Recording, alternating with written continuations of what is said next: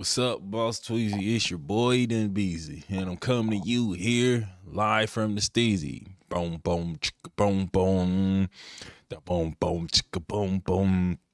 I felt like I was forgetting something, and it just hit me. I do not have my monitor. I do not have my monitoring gear. Excuse me. Well, today I jumped on stream a little bit early. I usually come in and do like a 5. I want to say 5 to 7, but as I've been observing the streams and really thinking about it, I actually had a skate session today because it's a little bit warm. I didn't want to let the warmth go. And if I got up earlier and I left the house earlier, it would have been a little bit too cold to have a session. So I waited a little bit later in the day.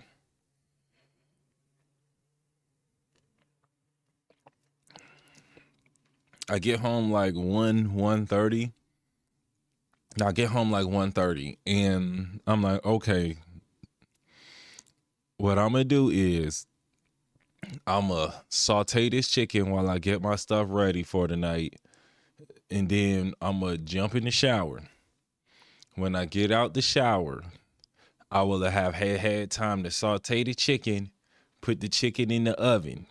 So by the time I get out the shower and everything's said and done, and I get my noodles heated up, because I like to have my ramen bowl, I get my ramen noodles, put the garlic in there, and I also got my lao jong, my Chinese spices. You gotta have it, the authentic, the lao ga ma. Yeah, man, we gotta, I ain't gonna stop talking, but I am gonna pull up the clip. So everybody know where I'm coming from with this. So what I said was I was gonna start playing video games at 2:30. And when I finished playing video games, I was gonna jump on stream. And then I was like, wait, bro. I looked it up and I didn't have any tournaments. There wasn't any tournaments on. And then I was like, I'm playing a 20-year-old game. I'm looking for a tournament for a 20-year-old game. And I've been, I've been talking to y'all about how I've been feeling about like playing video games and stuff. And I was in a tournament yesterday, and I really just had to ask myself, like, bro, what are you really playing this game for? I had more fun trolling the TOs than I had fun playing the game. I had to keep it real with myself. Like, I'm like, bro, you're having more fun trolling this guy than you had playing this game all day. And it's a bunch of jokes about going 0-2. I'm like, bro, what are you talking about? What are you really here for? And there's stuff in your life you're trying to do. Like, why are you messing around on this? Anyway.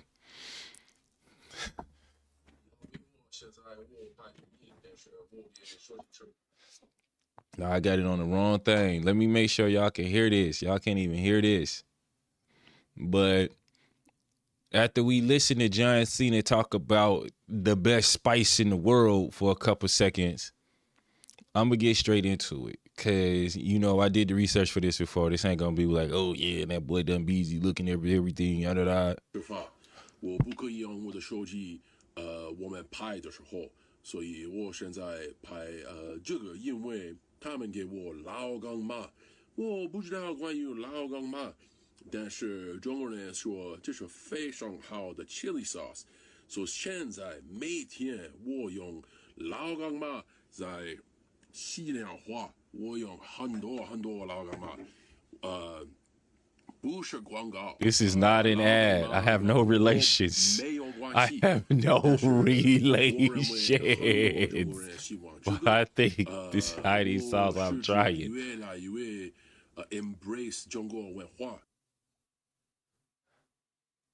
I don't know. I mean this in the most non-problematic way.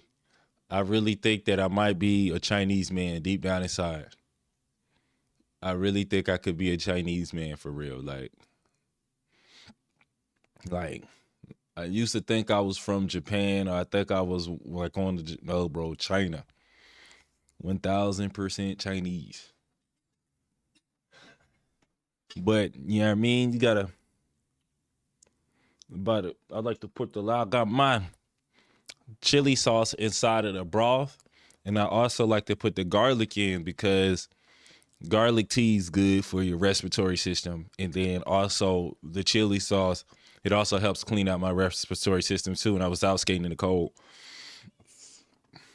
But yeah, man, I've just been thinking a lot about leverage.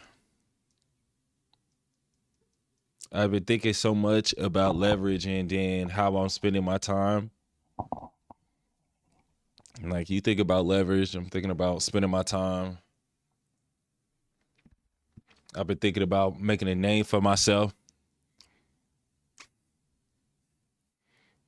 And I'm like, what is playing this game got to do with any of that? Not, I ain't gonna try to talk down on it, but I don't want to talk down. Like,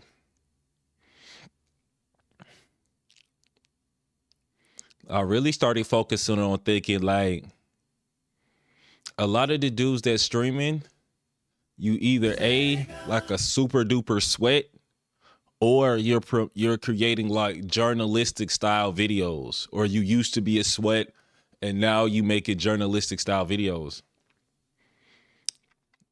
I'm not a sweat.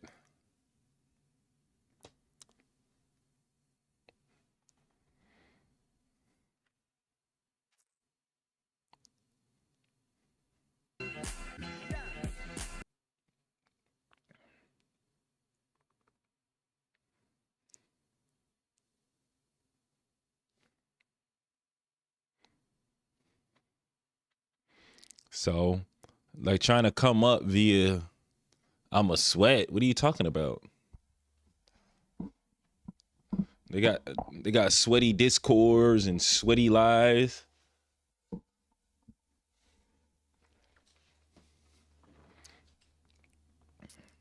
So, why is roller derby so white?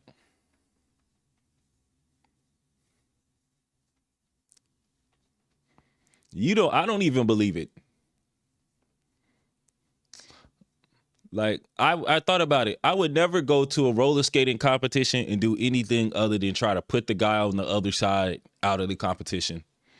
There would be no jokes. There would be no jokes. Why am I joking with these guys? Why are you playing with them? You're joking. So instead of like when it was 11, 12 o'clock, getting ready to be able to get on stream to play games, I said, you know what? Prioritize skating. Go skating. So I went skating. And then I was tired. And after I ate that chicken and them noodles, I went to sleep. I took a nap. And now I'm here. Anyway, why is roller derby so white? I have one clip that's going to explain why roller derby is so white. I have one clip. We're going to start off with this clip. I want to tell y'all a little bit about the analysis. I want to tell y'all what I've learned about the roller derby market, the Impala market, the Moxie market, because I'm kind of an expert on modern audiences. I'm an expert on modern audiences now. And I said it like that for a reason. I said it like that for exactly the reason y'all think I said it like that.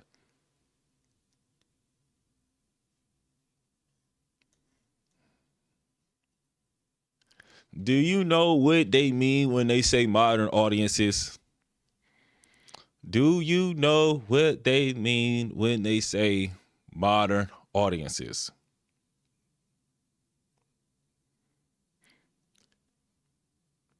18 to 45-year-old white liberal leaning women led audiences. I say leaning liberal because a lot of these people in the audience are actually moderates. And I didn't just say white liberal women. White liberal leaning led audiences. Because there's a lot of men who follow these women. And there's a lot of people of color who get caught up in these audiences too. And a lot of times people get caught up in these audiences because white, liberal leaning, female led audiences have a lot of niche activities that they participate in. They experiment with a lot of things. And when white, liberal leaning, female led audiences find a niche and they get into that niche, they pour a lot of money in it. Historically, it's been a historical trend. And that's been one of the reasons why people start to target these audiences. Let's get an example.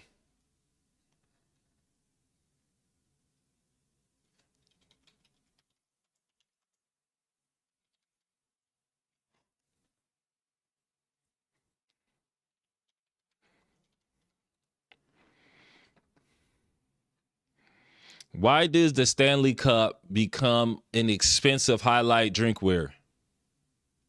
The Stanley Cup craze.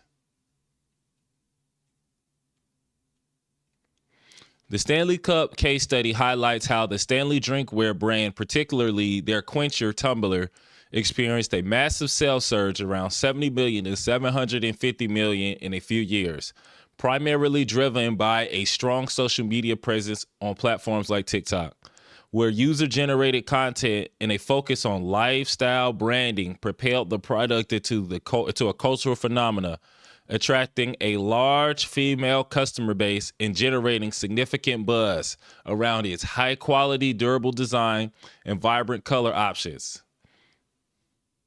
You see this? Vibrant color options.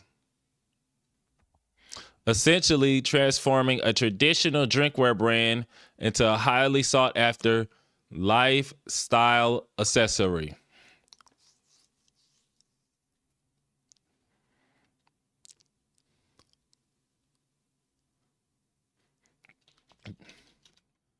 Don't you find that suspicious?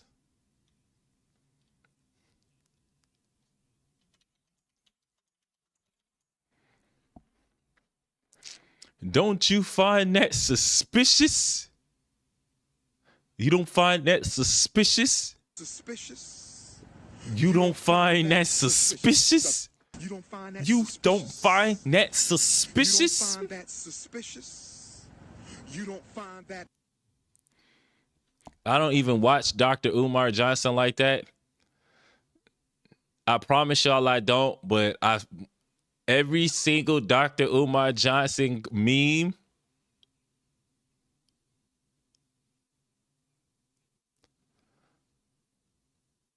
what the Stanley Cup teaches us about rebranding.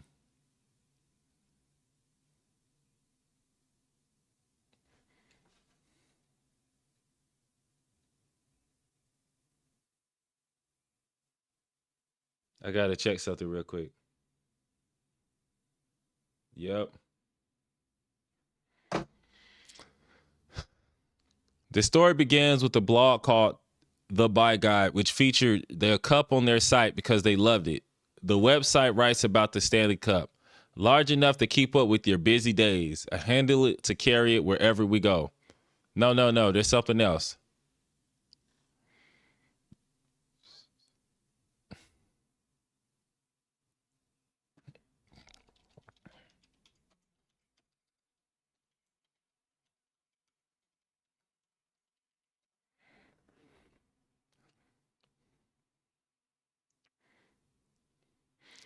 The woman behind, they're gonna try to get me. They're gonna get me.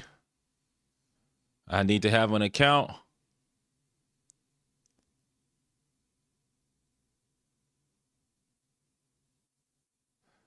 The secret behind the dramatic rise. They're gonna get me. They're gonna get me. I gotta have an account. Gotta have my ads on.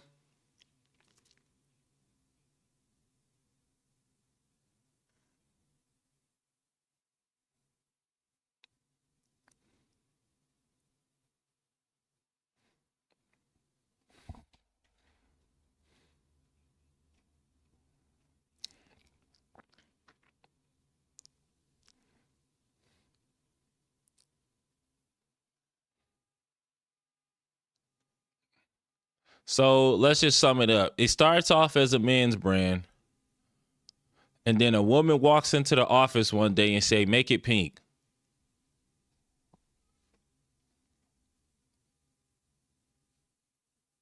And the dudes was like, "Nah, nah, nah, bro, we're not gonna make it pink." And she was like, "Yo, bro, just think about it. Just make it pink, make it pink, make it pink."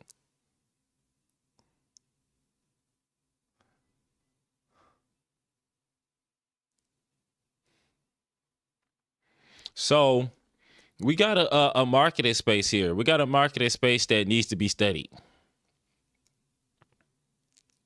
We have a high converting marketing space that needs to be converted.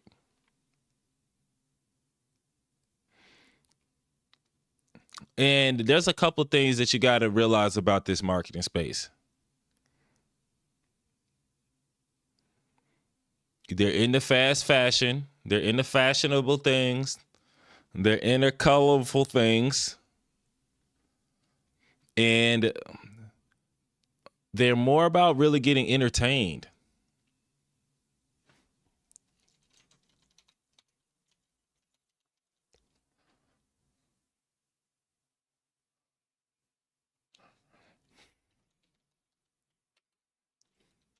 They like to be represented, like to be seen and represented.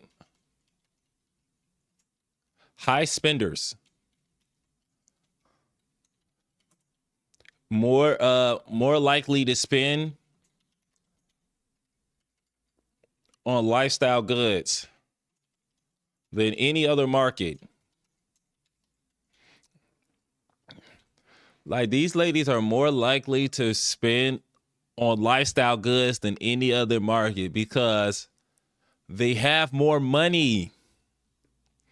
Name a demographic that has more money than liberal leaning, feminist led markets.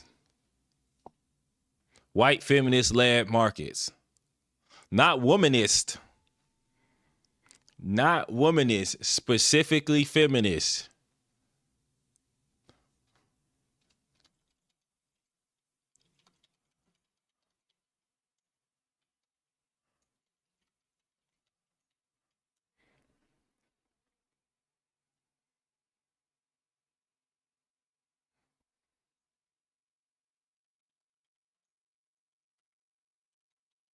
As well as a culture that supports the spending.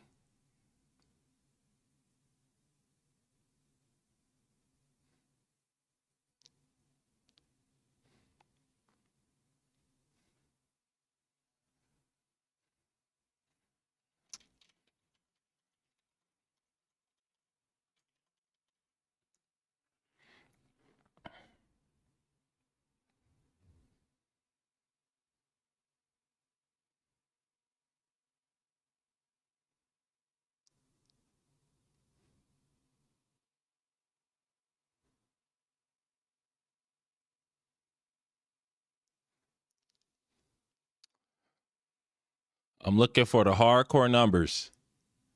Let's go to the U.S. labor market.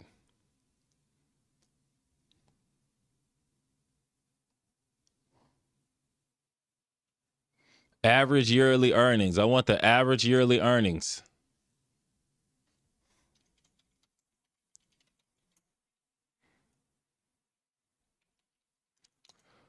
Because white women, they catch a lot of strays.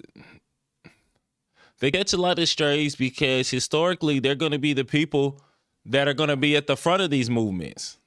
They're going to be the face of these movements. Yeah. Here we go.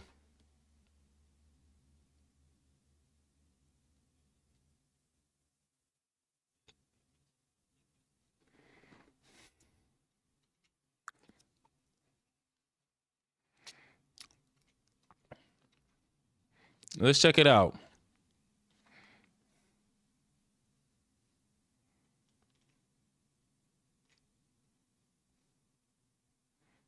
White, non-Hispanic.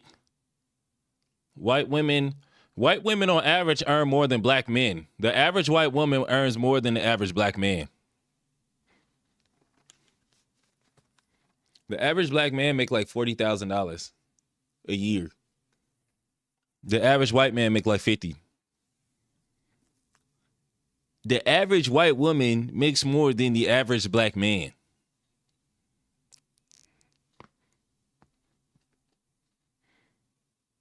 These is facts.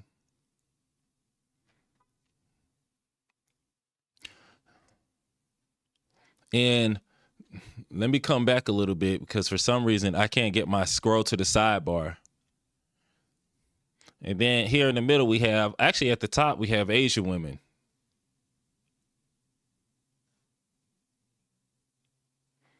Let's see men.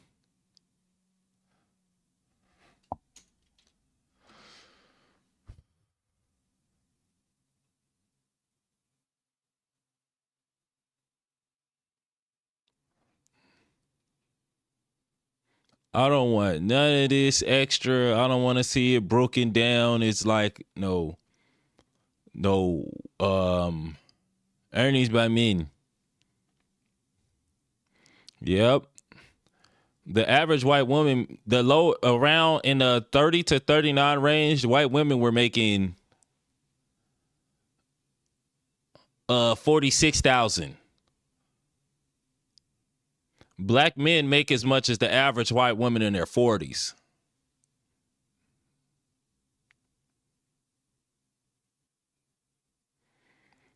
See, white man, $60,000. $60,000.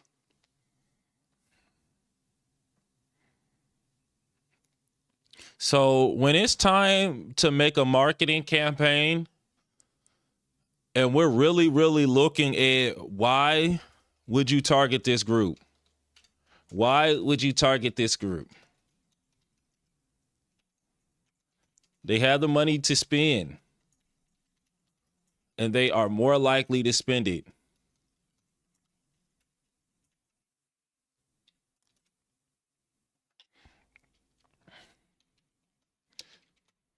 They historically support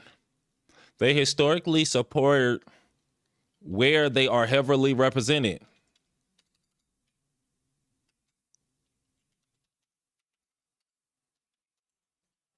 If you look into the comments, and as I'm looking through the comments of a lot of this stuff, because on the way to talk about why roller derby is so white, I researched Moxie. I researched Planet Roller Skate. I'm researching Impala. And what do all of these marketing campaigns have in common? Heavy influencer marketing campaigns.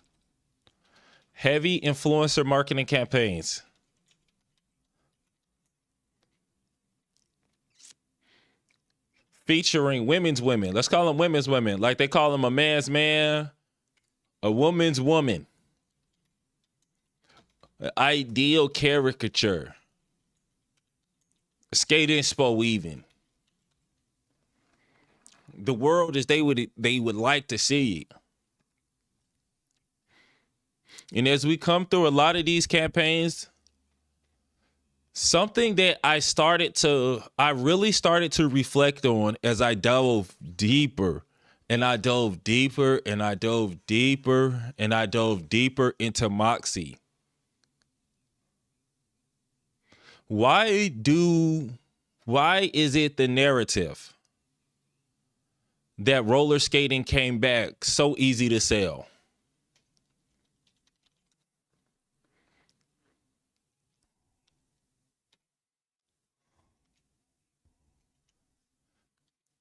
Let's look at this. Let's look at something. I'm getting to the point. This is all building up to the point. Let's look at the titles from these news articles. Moxie roller skates. Let's go ABC. And let's not just start at the pandemic.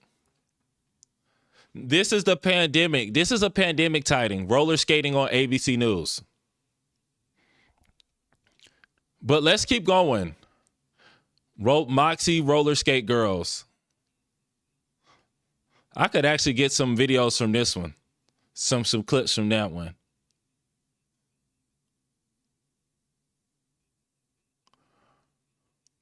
Roller skating is back and it's got moxie. This is an article from 8 years ago saying that Moxie roller skates brought roller skating back. And I don't want people just to think about, oh, they said they brought skating back. They said they brought skating back. Let me rephrase this. I don't want people to think about it like I'm saying, oh my God, they said they brought roller skating back. Da da da da da. I'm mad. They should have told me I need my shout out. Where's my shout out? I need my shout out. I want you to really think about this.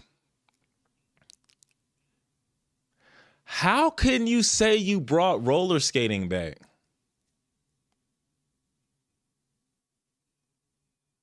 How can you real life say that you brought roller skating back?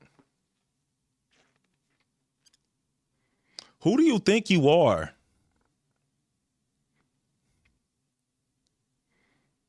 Do you know how confident you have to be in your skills, in your influence, to say that you brought something back?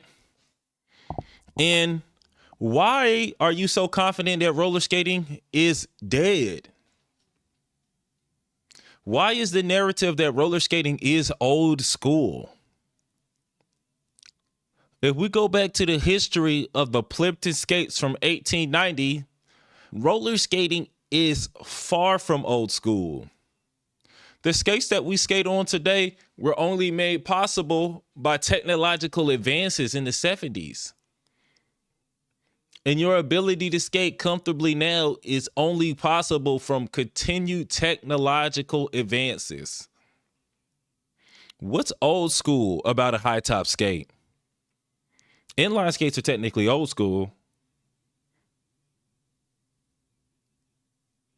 It's revisionist history.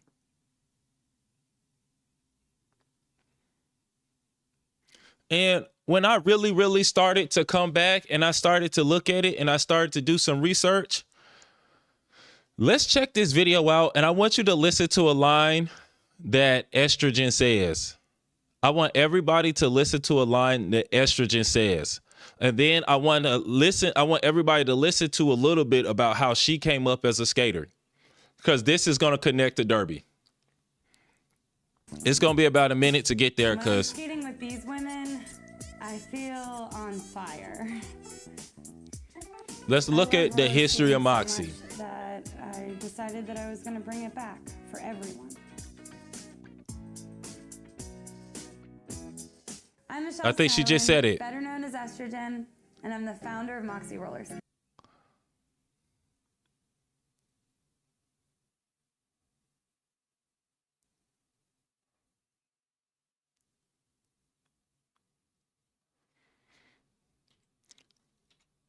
You decided that you were going to bring it back for everybody, Estro? Estro, it's 2008. No, it's 2016. It's 2016.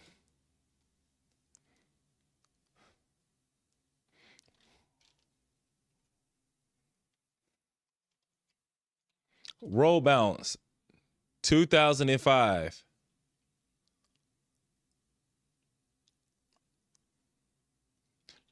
America's Best Dance Crew. First season, season 1. 2008.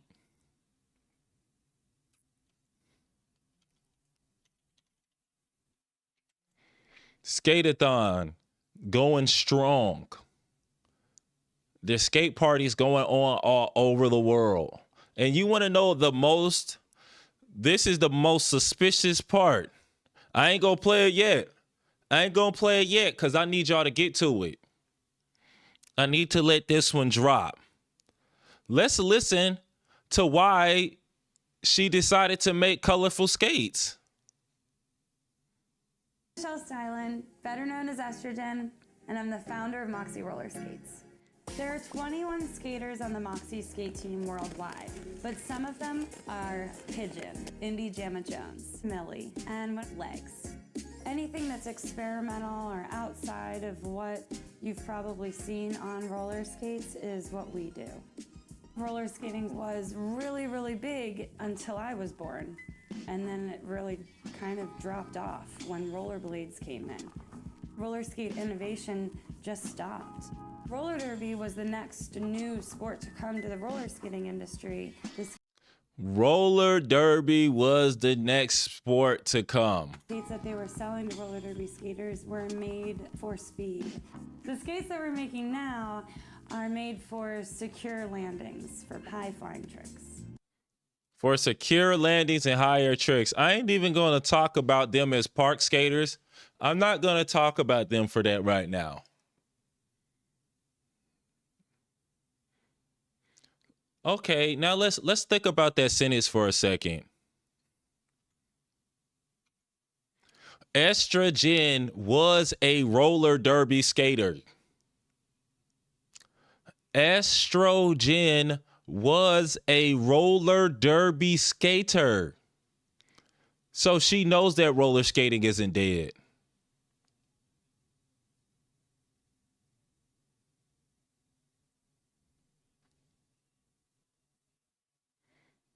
She's lying.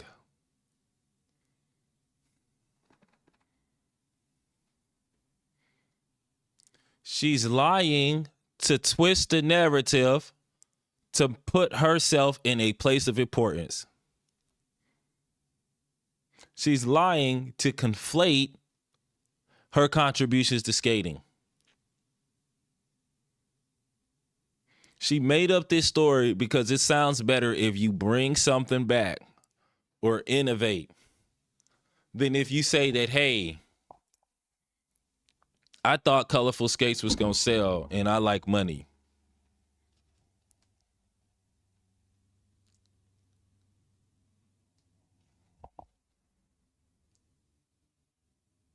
I just got a Christmas ad. No Thanksgiving.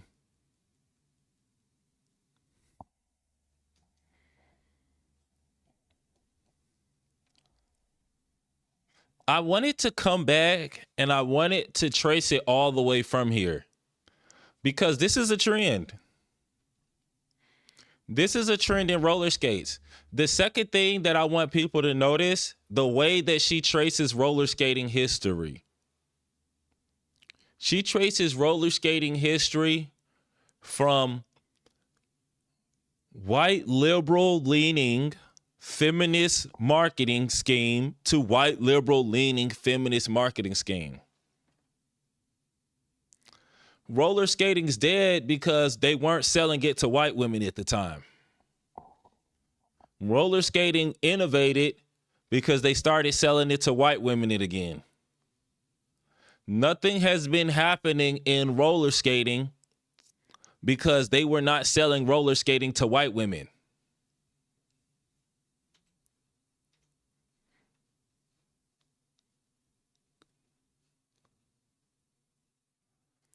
America's Best Dance Crew, Roll Bounce, ATL 2006, 6.2 on IDB. I believe it. I understand. SkateGrooves.com. Let's go to Skate Groove. Let's look at the roller skating history. We got whole jam parties. We got a jam calendar. Jam FAQs. Weekly, monthly.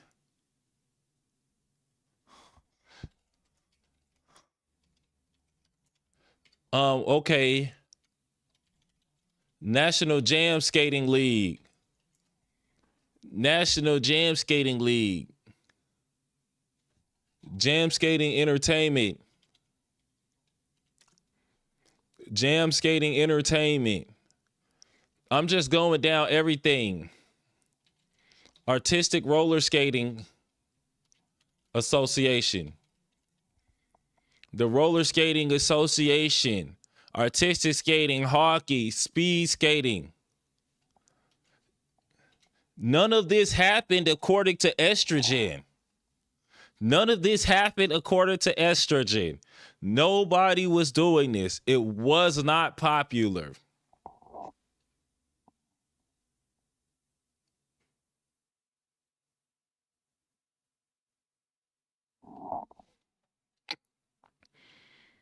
Because if it did happen, it doesn't make the story as good.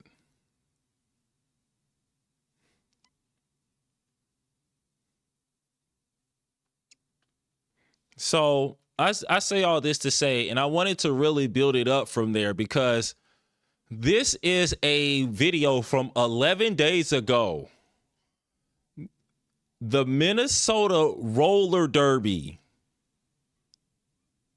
said that roller derby is back.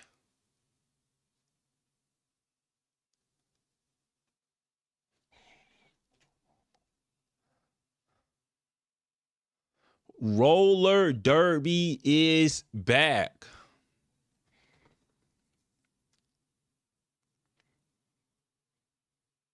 You're cap. You are cap. You're cap. Bro, you are straight cap. You are cap. I don't believe you. You're hamming it. You're hams. They're hams.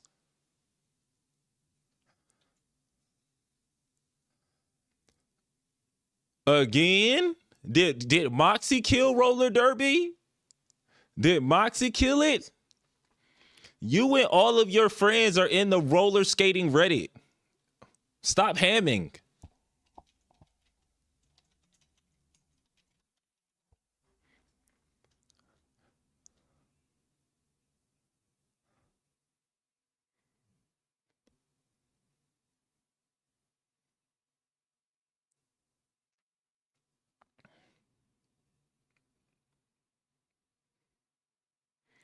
Now you're on the news again in full roller derby gear and helmets to talk about how roller derby is back because we got to start the marketing scheme again.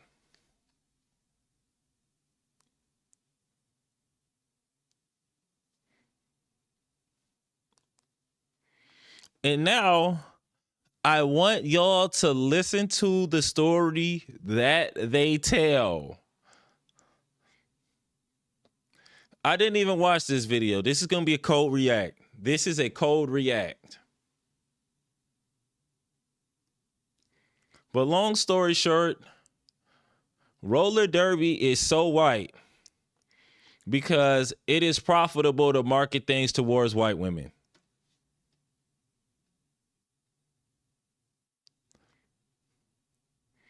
And it gets to a point where the system starts to keep itself in place.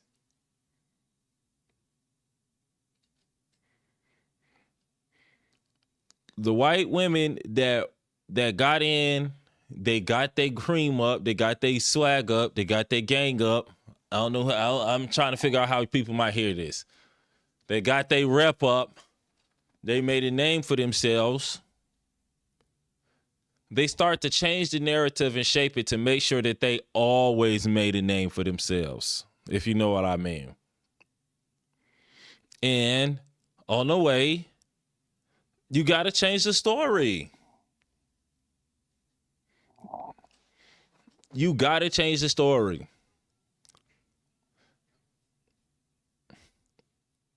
So they're going to come on, they're going to talk about roller derby is a historically feminist sport.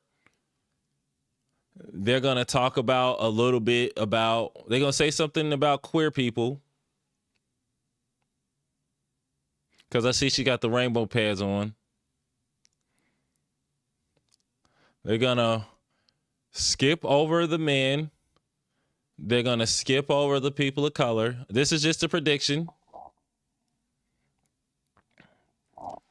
And they're going to minimize that roller derby used to be a nationally televised sport.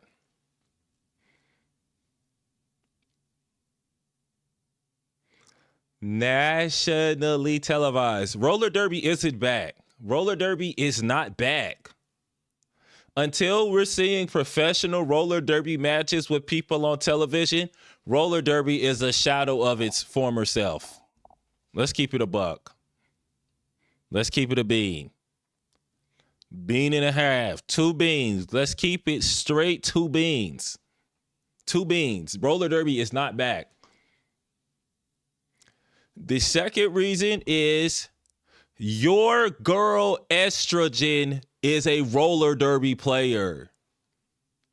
They just threw their girl under the bus to do this.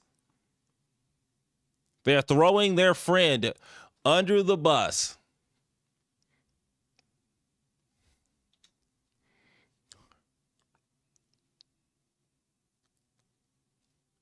These skates is butt ugly. These skates are butt ugly.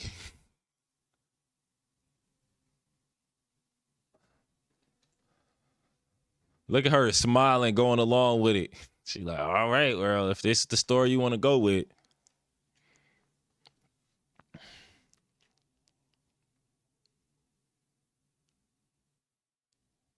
Kicks off Minnesota's roller derby season, and some younger teams are getting involved as well.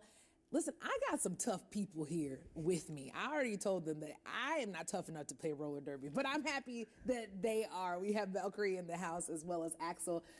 Thank you both for coming and joining us. Absolutely. So tell me a little bit, for anybody out there who has not experienced the coolness of roller derby, talk to me about what it is and the growing popularity. Sure. So it's a sport that originated way back, as many people know, but it really had a resurgence in the early 2000s. And as that resurged, we really... You hear that? You hear what they just said?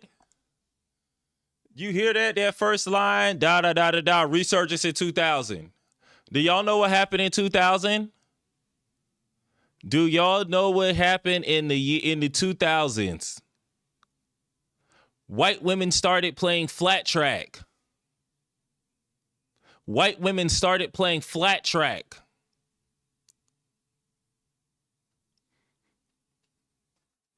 Formed it into a sport that it is today. There's no predetermined outcomes, anything like that. And kind of what you're expecting to see is, well, for us on the track, it's like a chess match in the middle of a bar fight, but this is the way I like to phrase it. But a lot of excitement. You know, we play at the Roy Wilkins Auditorium, the legendary Roy Wilkins Auditorium, and there's no greater production value that you'll see for roller derby. I mean, it's a great time for all ages. Very entertaining to watch. Really entertaining for us to play. So. Yes, and break down the teams for me, because you were explaining this to me, you know, when it comes to Frostbite, like how do the teams work? So yeah, within our league, we have our adult teams. So we have 4 home teams that play each other in doubleheader matches for our home season. And then from those 4 home teams, we pick a bunch of players and they form our all-star travel team. So once home season's done, travel season starts, and then so there's really not much of an off season for many of us. And then on the other side, we have our Frostbite League for our younger up and coming generation of talented skaters. Tell me about your experience with Frostbite. How's it been? Very exciting. It's a lot. We have quite a few players, and it's really fun, honestly. We're all like friends. We're friends out, off the track, on the track. We hang out together. Frostbite does a bunch of things off the track, and we travel too. We talk a lot about creating community, and obviously there's already a community within roller derby, but then there's like communities within community. Why is it so important to have opportunities like this to create community in this way? I think that inclusivity is really important. A lot of people sometimes just don't feel accepted where they are, and I think Frostbite and roller derby specifically creates this space where you can be whoever you want, and especially yourself, and it's huge for the LGBTQ community, for the POC community, for... Told y'all. Y'all heard him slip it in? Y'all heard him slip it in? I told y'all how they was gonna slip it in. The LGBT people color. Just like anyone who feels that they can't be themselves outside the track, you get on the track and you can be whoever you want. That's powerful, wouldn't you say? Oh, absolutely. Yes. Absolutely. You know, when it comes to what your hopes are for the future, what do you want to see in the future of roller derby? I want to see it get bigger. I want to see people really understand the awesomeness of being a part of it, whether that be in juniors, whether that be in our adult league, whether that be as a spectator. But it is an amazing community. We are welcoming of our POC and trans and non-binary and everyone to come join us and play with us. If you go to mnrollerderby.com, you can see information on how to join Frostbite and how to join us and skate with us. Oh, man. I mean, I'm a regular person with a job. You know, Lots of jobs, lots of jobs. And, you know, I started like anybody does. Just started on skates and then decided, hey, this is something I want to try out, and fell in love with it. So, Man, there's some ugly skates. Thank you both so much. For I ain't trying to roast they they skates, but damn. Of course, we have all the details at cure11.com. Ben, over to you. This. Boom. So, decolonizing roller derby.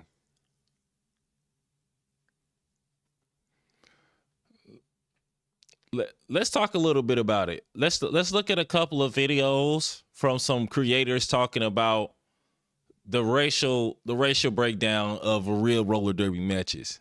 Is what a badass group of indigenous skaters looks like. While Portland, Oregon is close to both coast and mountains, it's also known for its parks, bikeable streets, and roller derby. Mick Rose, a member of the Dene, Pawnee, and Omaha tribes, co-founded Team Indigenous after noticing a racial imbalance in the sport of roller derby. Side note, they also go by Mick Swagger, which is officially a dope name. Not only is Team Indigenous the first team of women who've come together from indigenous borderless nations, but it's also the first to be accepted into a sports World Cup. Mick and their team used the sport of roller derby to show what's possible for indigenous sports across tribes and to raise awareness of community issues like the epidemic of missing and murdered indigenous women.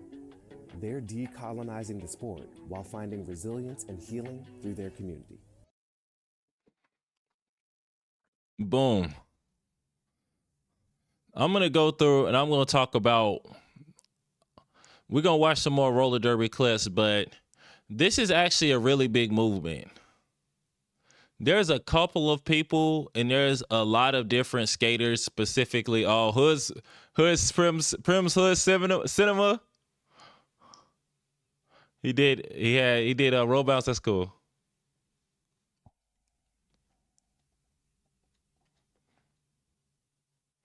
Racial equity and roller derby.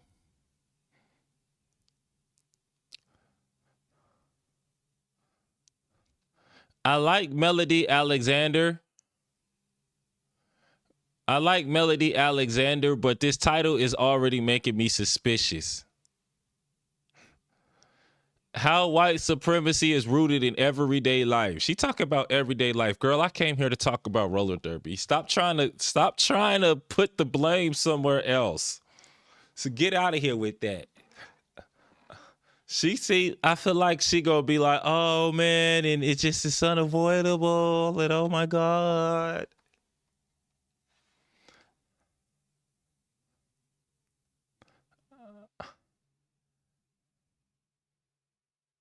This is another one from her page, but just from this thumbnail. Wait, is it the same video 2 times but longer with a different thumbnail? The Women's Flat Track Derby Association is working on dismantling racism in the organization. Dreadlock in loaded. What? Discusses issues raised by former Atlanta skater Baller Shot Caller and why it's important to not just skate that you're anti-racist, but it needs to be lived as well. She answers how white supremacy shows up in roller derby.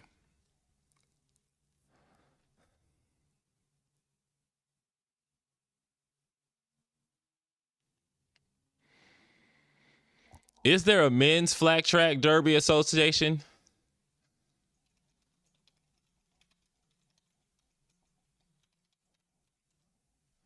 There is a men's roller derby associations. I keep talking about how it was founded in 2007. I am not trying to get into no moving, tackling match with no men. Y'all got it, bro. I ain't gonna be the Michael Jordan it is. There is no Michael Jordan it is. If I was disappointed in not getting recognition as a rhythm skater, Wait till I start playing men's roller derby.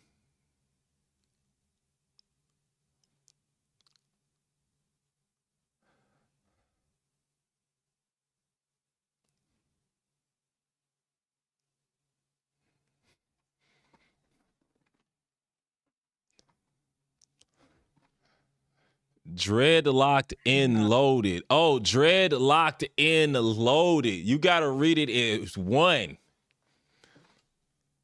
Because if you read it, I'm going to read it for y'all the way I've been reading it in my head before the last part. Dreadlocked in. I say, what's the N stand for?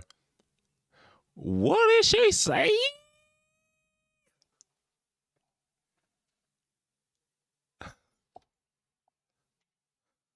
That's your name? Dreadlocked in?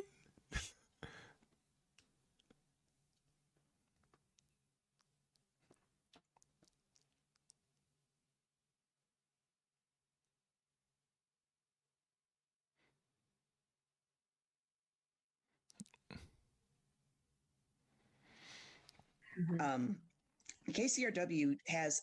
I can look at her eyes. She gonna keep it real. She about to keep it real. I can see it in her eyes. I can see it in her eyes. I know exactly what she about to get into. Committee called the Inclusivity Committee. It came about as a result of I'm about to refill my drink. I'll be the right back. activities from last summer. The deaths of Ahmaud Arbery, Breonna Taylor, George Floyd, many other people around that same time that don't have the same name recognition as those three in particular. And the protests and the call outs, WIFTA ended up getting called out in regards to how they have upheld racism. And to their credit, they finally took a step back and said, you know what, skaters of color, you're right. Yeah, good. We haven't done right by y'all. Yep. We need to fix this. And they have created a group called the Anti-Racism Team Project, or the ART Project. And we are You're part disclaimer, of that. I'm a part of that. Yay. I see us as kind of an advisory board in a way.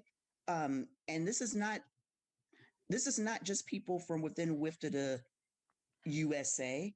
This is an international group of folks, because white supremacy, at least how it presents itself here in America, white supremacy puts America first and foremost and highest above all else. And we expect other people, using Derby, for example, we expect other teams within Derby to do things the way we do it here in America. Yep. Not keeping in mind that there are cultural differences, there are economic differences, there are travel disparities that can arise with trying to be part of this global organization that focuses so much of its content and its resources and its representation on how it's done here in America. So this, I like the way she breaks this down, because I know, especially when I left the country, I used to have a much more America-centric mindset, a much more America-centric mindset. And now that I really, really start going around and thinking about things from different perspectives, I'm like, even simple things like Thanksgiving. I was so tripped out in China every Thanksgiving because I would forget, or I would realize that I was the only American. Like my Kung Fu group, like my teachers, one of them was from England. The other one's from Canada. I used to forget that Nate was from Canada because his accent was so even. And then it'd be Thanksgiving, and I'd be like, Nate, you from Canada, bro. We got different Thanksgivings. And then they'd be like, oh, yeah, bro, it's Thanksgiving, right? I forgot it was Thanksgiving. how white supremacy is showing itself in Derby. Yeah. I don't know if you follow Baller Shot Caller. Baller shot caller. What happened with Did baller you shot see caller? her Amazing recent post? skater. Yeah, I haven't seen what but she's just so people know, she is an amazing skater. She's in Phenomenal. Atlanta. Yeah, she is totally blocker goals for me. Yeah, phenomenal skater. So I what feel free expand. What did she say? She has retired from Atlanta Roller Derby. Oh my gosh. And she put out a post explaining why. Oh, she retired. I had no idea that.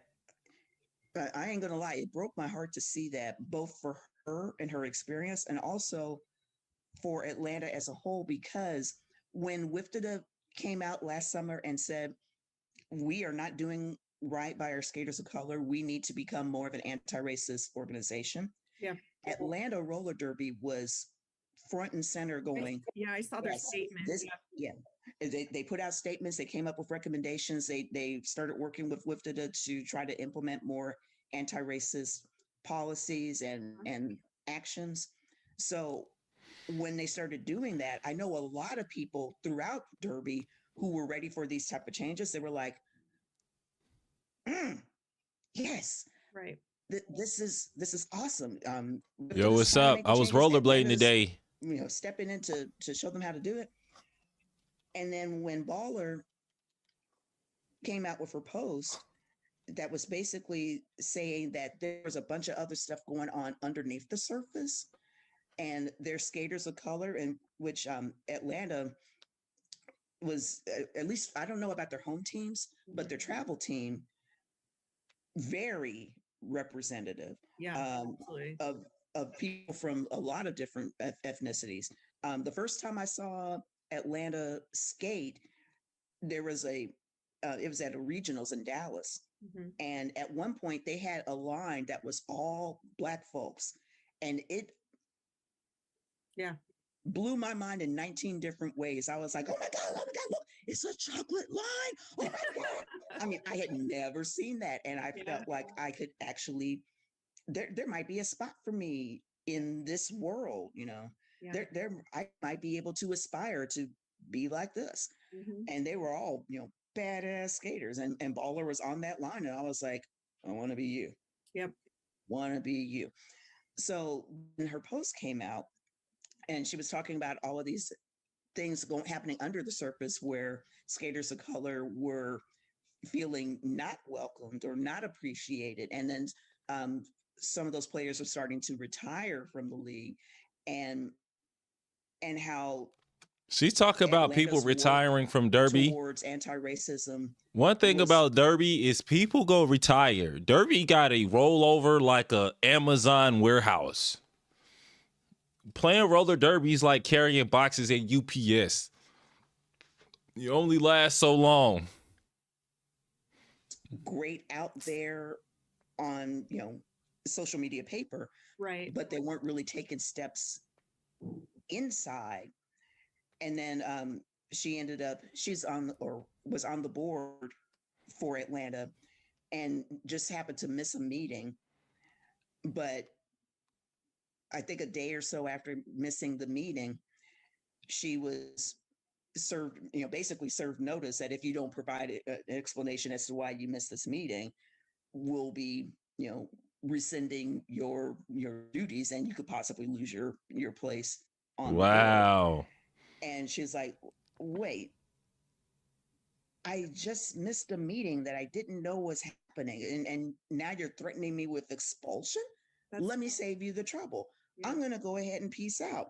And while I'm peacing out, I'm going to put you on blast. You ain't doing what you said you were trying to do. Yeah. And just a quick note too, because I remember I actually wrote about Baller Shot Caller in my memoir, because she was at the 2012, what was that, 2011 regionals. She actually, there's a picture, I'll have to send it to you, where she fell on her head. And I remember, and she got up and walked away. Like she was just a phenomenal skater, but she has been in the league or in roller derby that long, that she was playing at an all-star level since at least 2011. So we're talking about somebody who is a That's some long time. longevity. Yeah. So, okay. So keep going. Yeah. She got a ton of support Yeah. for that post and a lot of shares. And I took that post and shared it with our inclusivity committee Yeah. in the hopes that we would talk about it. And at first we didn't talk about it, and it was starting to kind of get on me because again, it was another situation of, and in this case, it was a smaller group, but another situation in general of something happening to someone of color, and it needs to be talked about and brought up to the surface, Yeah. and not a whole lot of folks in the league wanting to touch it with a 10-foot pole. Yeah. So I responded back, please, y'all, somebody comment on something because this is really bothering me. Yeah. And to the group's credit, there's been several people in that committee who started talking about it. And one of the questions that was brought up was, what would it look like if we could take our This is another thing. When stuff come up, and this is also the line. One thing about this segment, the modern audiences. One thing about modern audiences, the only thing that you cannot do is outright racism. You can't drop an N-bomb. You cannot exclude somebody.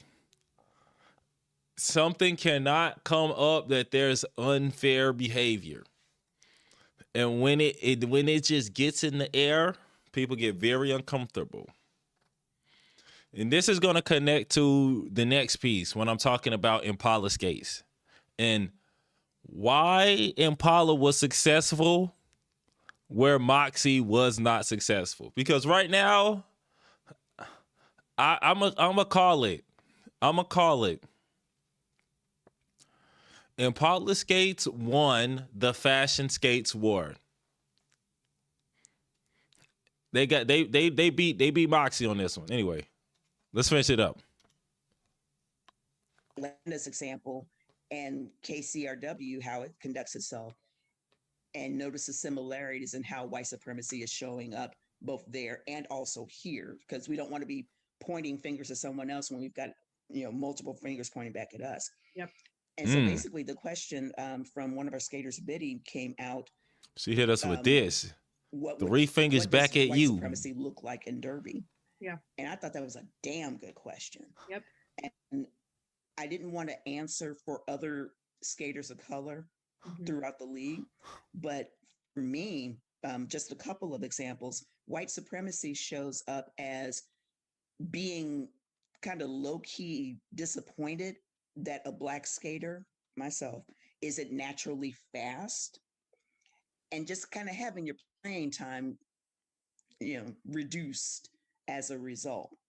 And that's an example of a stereotype about Black people not coming to reality and then punishing that person for not living up to your stereotyped reality. Yeah.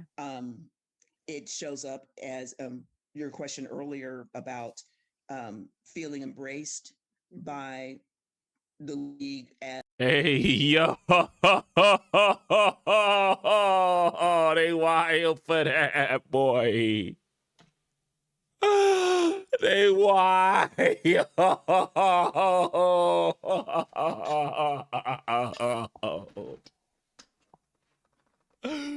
Oh, they man, she not fast. It's crazy.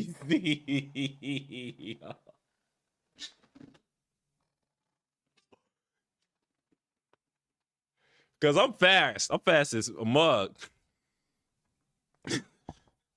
Nah, bro. If I'm on a team full of white guys, I get the fastest assignment every time.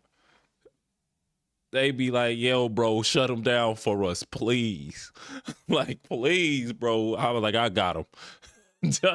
Like, I got him. I got him. Like, full court rush down blocks. I swear I'm LeBron. I swear I'm LeBron.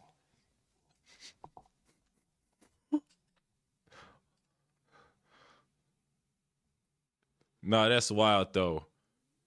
There ain't no way.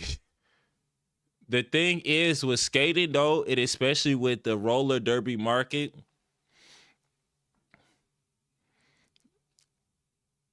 uh, if you really pushed yourself, you be unstoppable. Yeah, they just like that. They be so disappointed that you didn't commit. They be talking like they talk to me like I talk to kids. I work at a middle school, and when I see a tall kid, I'd be like, bro, go dunk. I swear to God, I'd be wanting a back heel. Please, man, don't make the mistakes that I did. Commit to basketball and go to the league so you don't got to live like me. You don't got to be a regular guy. Play ball. Go to the league. And then I'll be like, wait a minute. Wait a minute, man.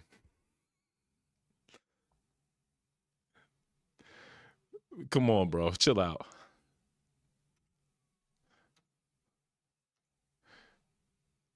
This is terrible. This is terrible. This is really terrible, especially in an inclusive body positive space. That is a really terrible thing to say to somebody because they really gonna go home and be like, oh my God, like, they gonna notice. Like, it's easy to notice. That's the type of thing that you go pick up on, and then they stop banging with you the same way because you're not fast. A Black person as opposed to as a queer person. It shows up as saying that we are wanting to be diverse, but then giving more time and more space and more energy to some areas of diversity than others. KCRW is a very queer friendly league, but I haven't noticed the same energy. We haven't kept the same energy for issues that affect people of color in general, skaters of color in particular. It shows up, and actually I had made a list, just things that happened to me. Very queer friendly. White supremacy shows up as defensiveness. No hate. I ain't trying to hate on nobody, but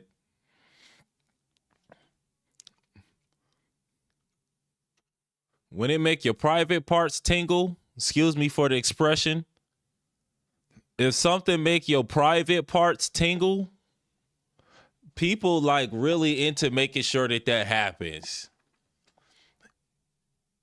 Like, it's the same thing that happened with like the Impala situation. Like, not Impala, PRS, with the Planet Roller Skate situation. They were in the group talking about misogyny. They'll talk about gatekeeping.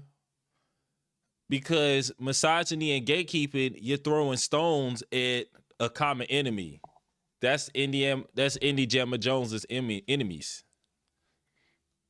Okay, the gatekeepers are taking away my legitimacy.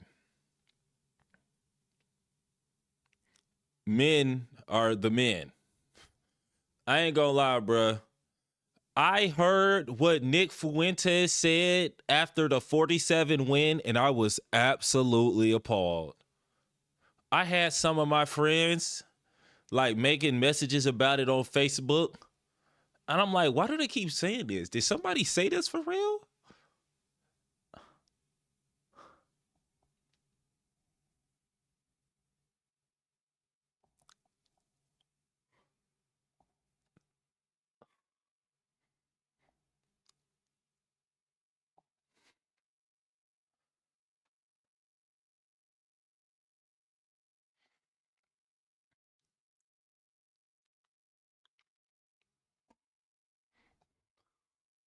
Who is this guy?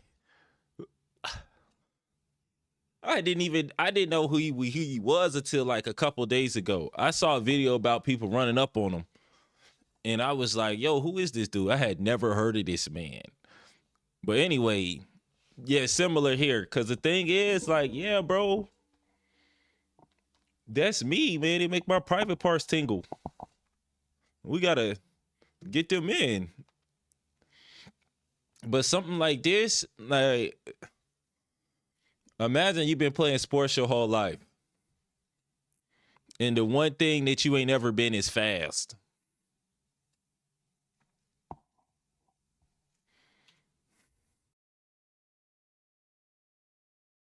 throughout the league.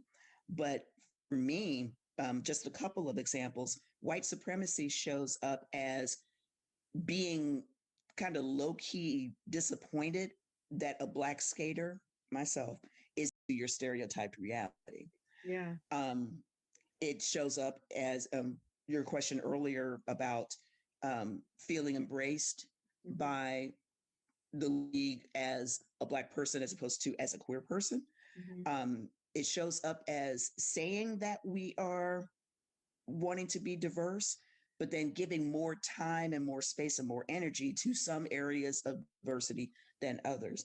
KCRW is a very queer friendly league, but I haven't noticed the same energy. We haven't kept the same energy for um, issues that affect people of color in general, skaters of color in particular.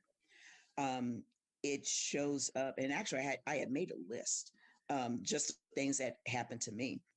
Off the top of my head, white supremacy shows up as defensiveness when called out or called in on one's actions and attempting to explain to the person who has been hurt by the action why they shouldn't feel that way.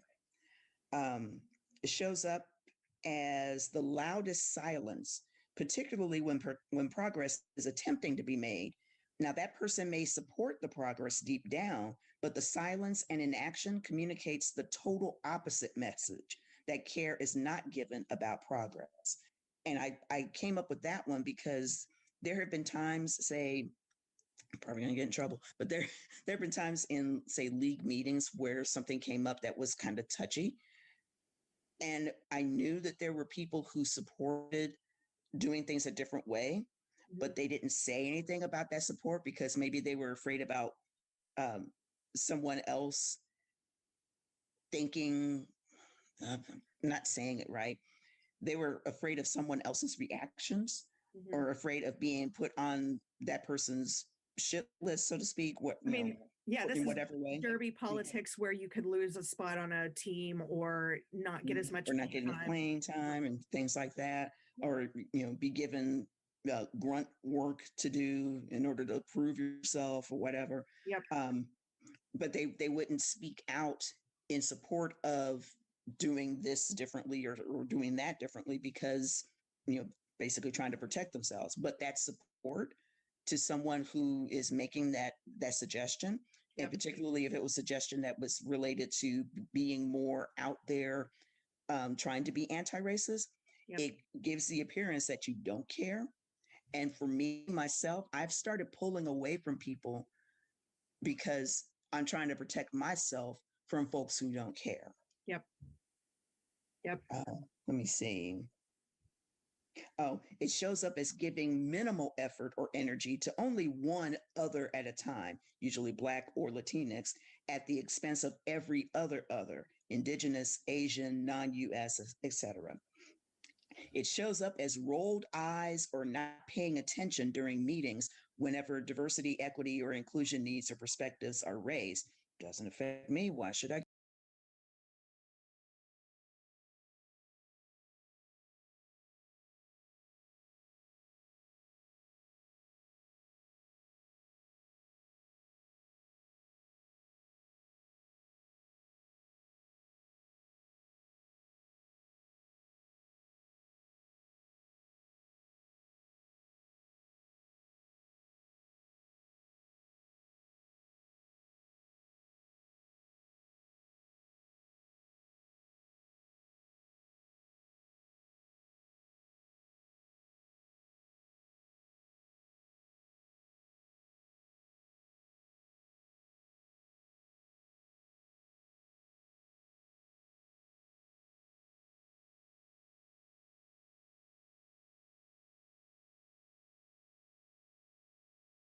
I turned it all the way down. So what she just said about the rolling eyes in meetings, like I really, really get that. Like I went to a Capoeira event and I was like, yeah, I wouldn't even know. I'm glad I was muted too. I said some stupid stuff. Don't read my lips. Don't go back and read my lips.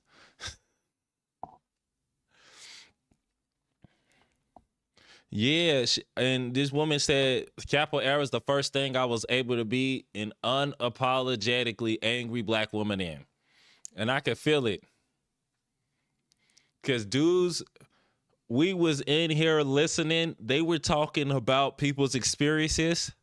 And I look over, this dude is giving the I'm a dad face. You know when dudes become a dad? They be in there like, yeah.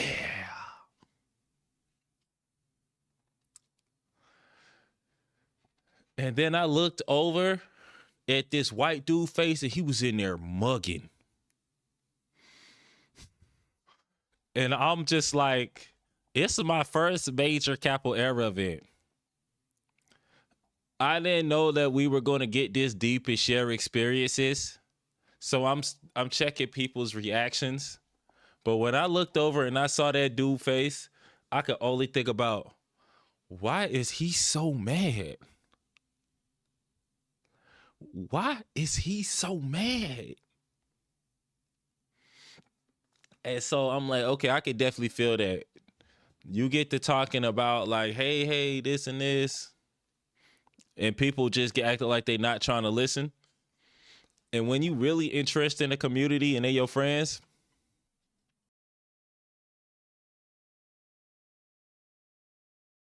care. It shows up as questioning the authority of people of color in leadership positions or dismissing their abilities and expertise altogether. Mm-hmm. It shows up as being really resistant to change and pushing back against that change because that's the way we've always done it, while being deeply unaware that the way it's always been done has benefited straight, cis, able-bodied white folks more than anyone else. Yeah.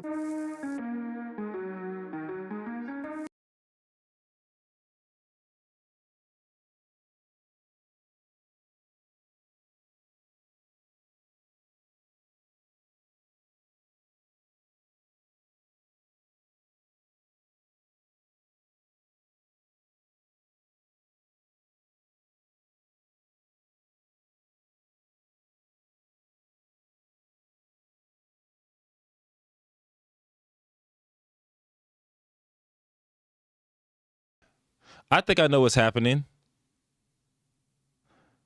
I have a button that's pressed, and when I press it, I mute myself.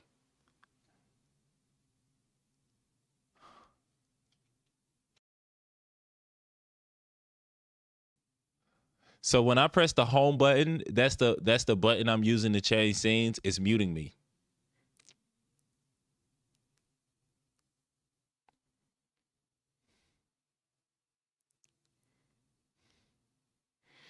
Back to what I was saying. I really liked her. I really liked the way she was dropping the facts. And I really feel like she's describing something that the type of behavior that makes people not even want to do it anymore.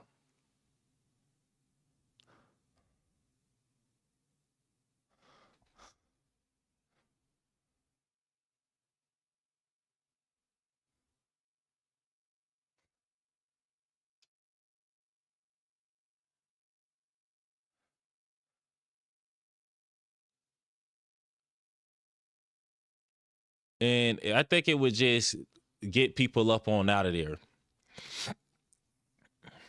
quickly. So in addition, nope, not number lock. Awesome. So in addition to collecting those videos, I also have a couple of articles. This phrase is called Derby White.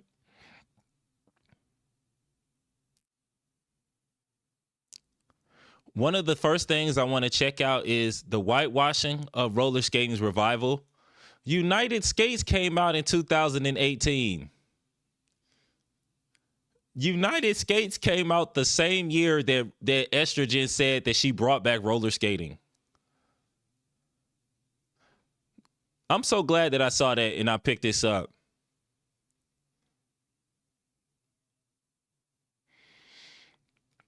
So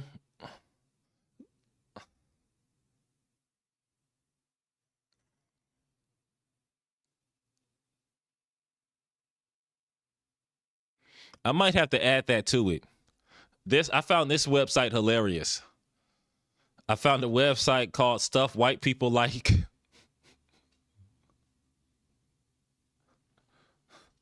I'm sorry, guys. I shouldn't have saved this link. That don't make no sense. I can't even read.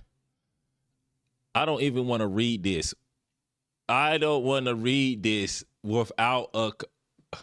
I already on a website called Stuff White People Like. I don't know why I would read this article without scanning it first. They about to say some wild stuff in this. I need to get off of this website. This is.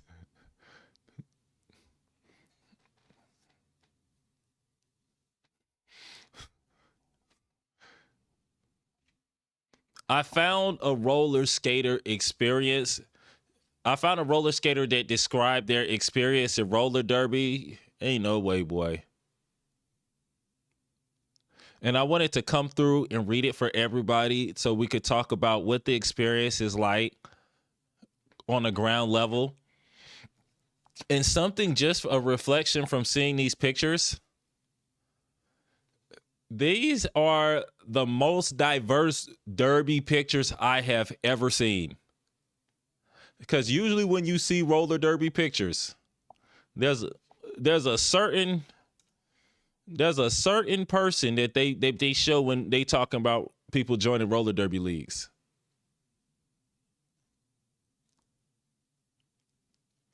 This is what every single roller derby picture looks like.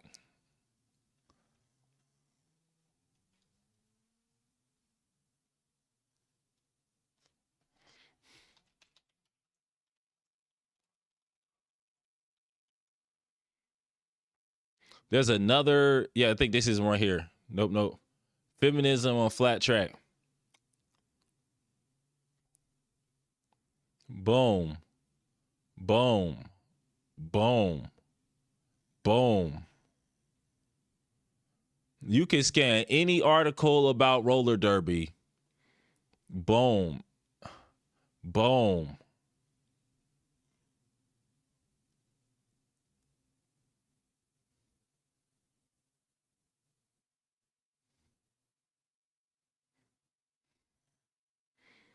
So roller derby had a revival in 2011. It's about to have another revival. Let's check out the abstracts. Boom, boom.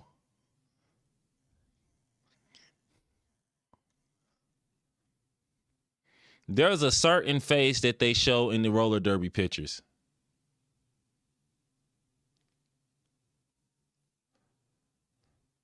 Boom, boom. Civil rights pictures. Boom.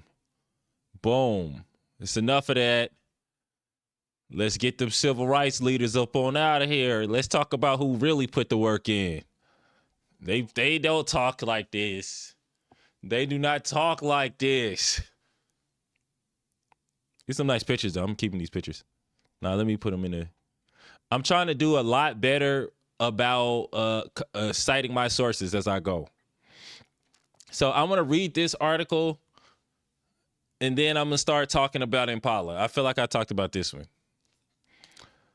Norma and Jams are both trainers with the Colorado Shiners, a team that is dedicated to introducing the Denver BIPOC community. How do you say that? Do you say the letters or do you say it as one word?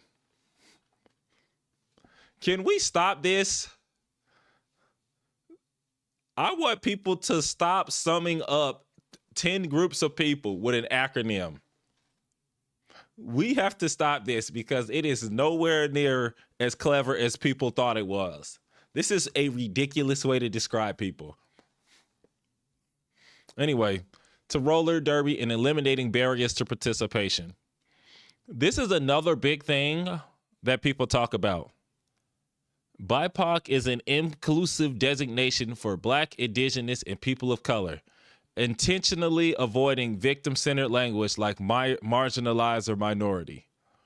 Roller derby is a very white sport, Norm said. Throughout my 13 years, I've run into other colors of skaters, and we kikied whenever we saw each other because we realized how rare that was. It could cost $500 or more to begin skating in roller derby, and the Shiners have found ways to reduce or eliminate costs for individuals who aren't sure about roller derby. I think this is one of the reasons why Impala skates are so popular. There is something about liberal leaning, white female led roller skating that makes it extremely expensive. The way that people are introduced to roller skating is in a very expensive way. Like, their friends might artistic skate. So when they think about roller skating, it's roller skating in the artistic way. And they're thinking about it as a specific competition sport. And one of the things that really weirded me out when people started talking to me about skating and skating on beat, you should have heard these people argue with me about skating on beat. People be talking about skating on beat like it's brain surgery. Have you ever talked to somebody like, nah, bro, I need to try to get that serious?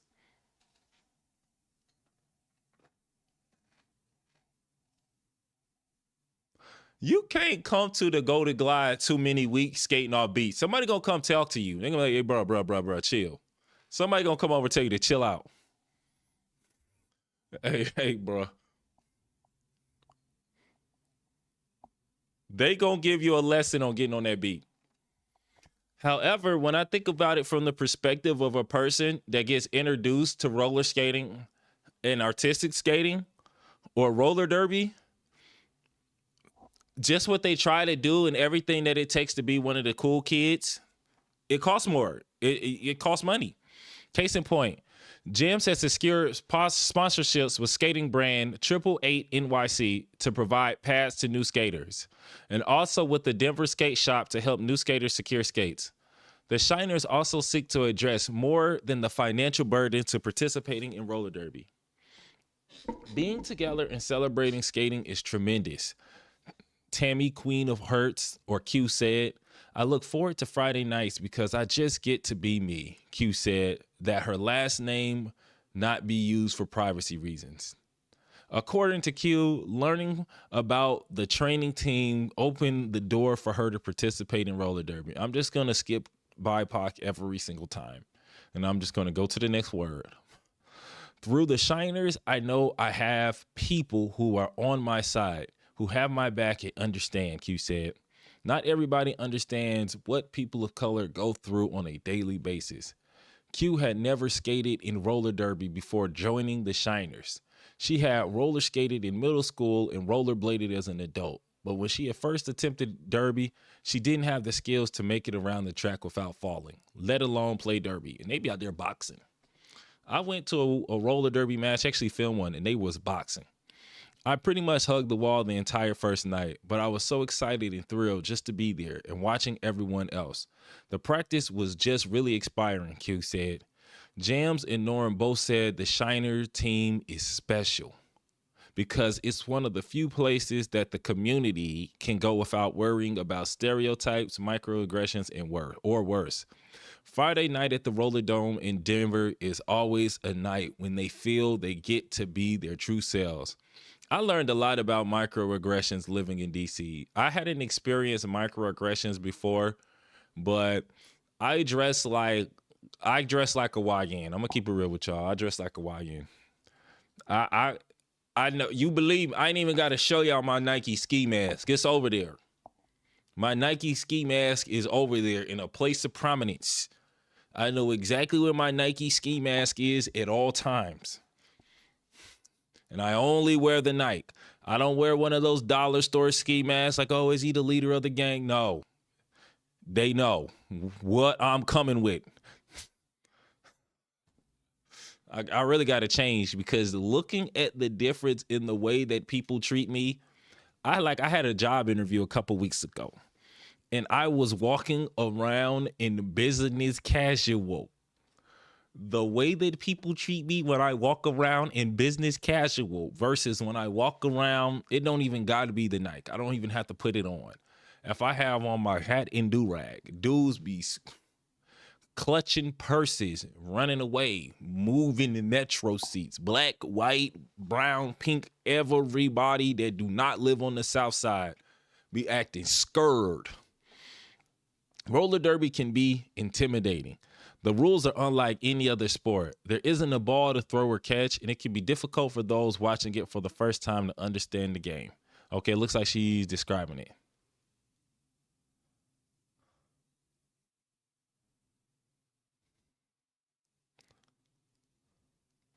Because the roller derby community seeks to be inclusive, it is common to see pride flags and Black Lives Matter flags hanging in roller derby arenas.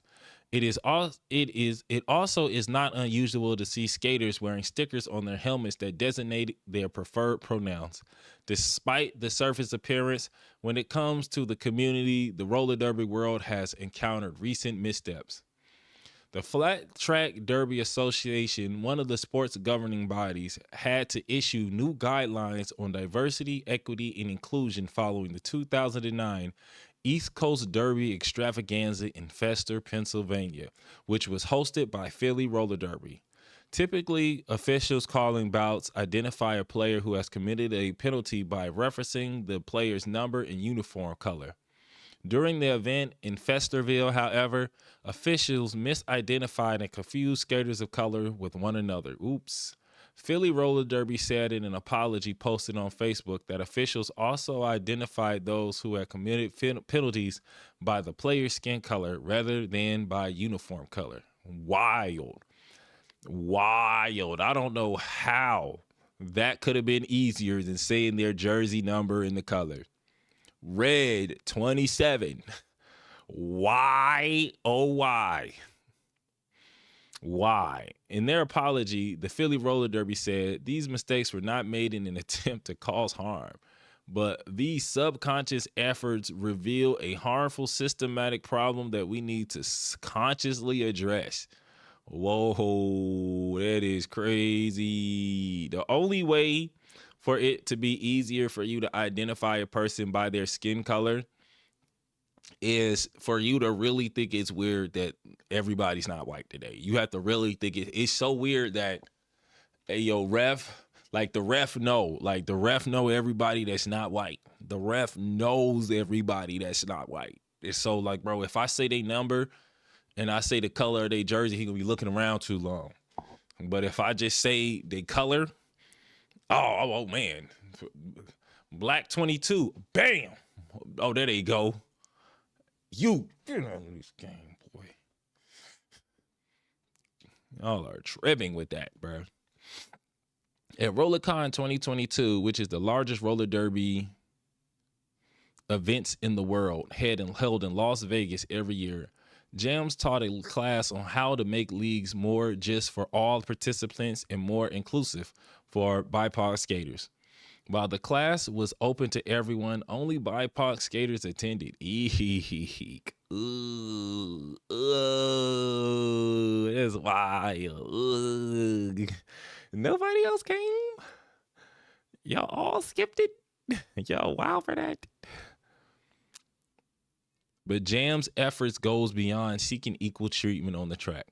We want to be a part of the Denver community, Jam said. The Shiners is a place for Denver's BIPOC community to come together and be in the community, sharing our experiences and making space for each other.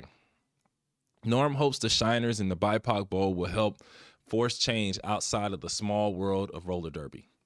You come across people who are true allies, but then you also have people who are in their journeys learning about these issues we raise, Norm said.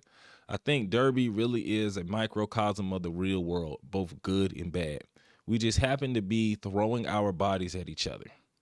For Q, the BIPOC Bowl has already changed her life. Last year's tournament inspired her to dedicate herself to roller derby. The BIPOC Bowl was my first experience at a tournament, Q said. I volunteered because I wasn't skate ready. It was one of the most amazing experiences of my life.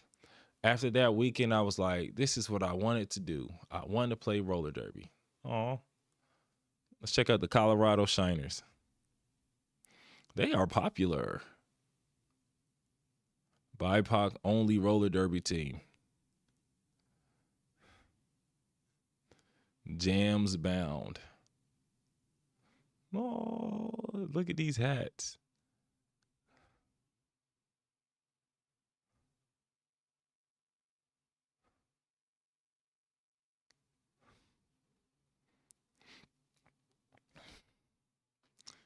Dee. Now, last thing on roller derby, then we're going to talk about, what was the other giant? What was this broadcast called?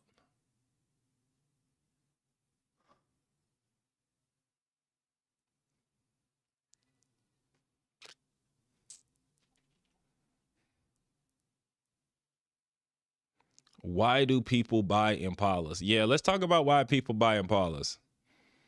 Let's talk about why people are buying Impalas. Buy roller derby pads. Eek, that was in 2022. $90. A hundo. What did you say? Plus the helmet? So you got to buy the skates. So the skates might be $100, $200. And then you got to buy $100, $200 pads. And if you're getting a good pair of skates,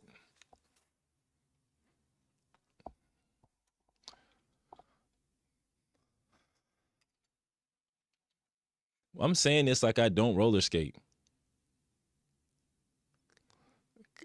Pull up in the T-Moose. I'm going to pull up in the T-Moose, ready to go crazy.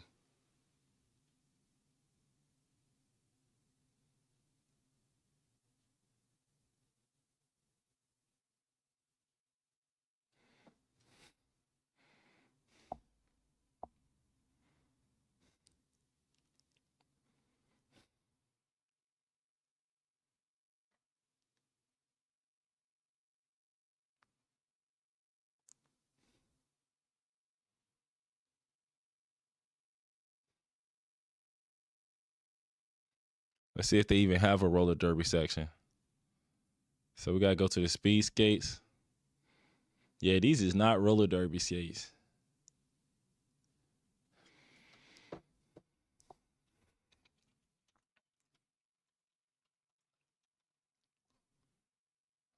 Okay, the Bont Stars.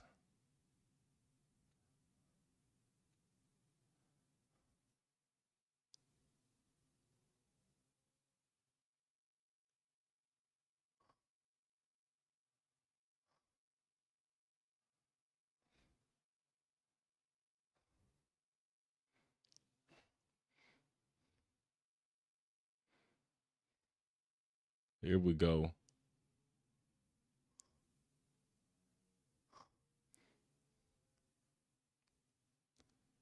They say these are for roller derby. It just say quiet. Who is this?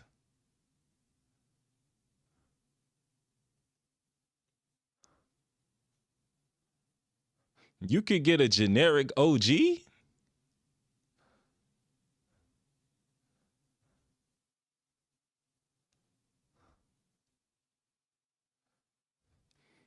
Because I'm thinking you need at least $400 for the OG style, because the vanilla OG is like $400. The Rydell OG is like $700. You need the seven big ones, seven smaller ones. $1,000 roller derby skates. What in the boy? Ain't no way. Ain't no way.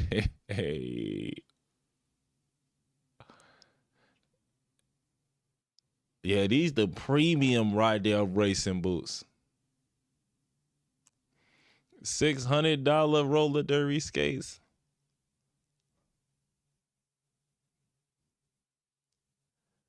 Imagine. You know what? I learned two things. I learned a lot of things researching the downfall of Moxie. You know her name is not Michelle Stein? Her name is not Michelle Stein. It's like styling.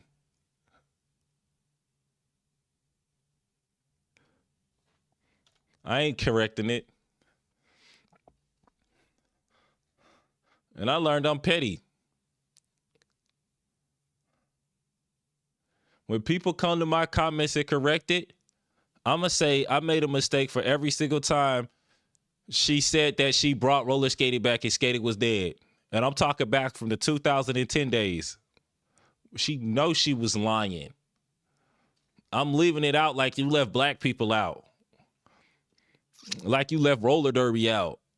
We ain't even got to make it racial.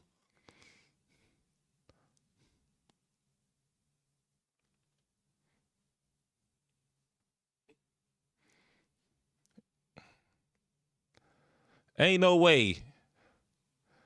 Ain't no way.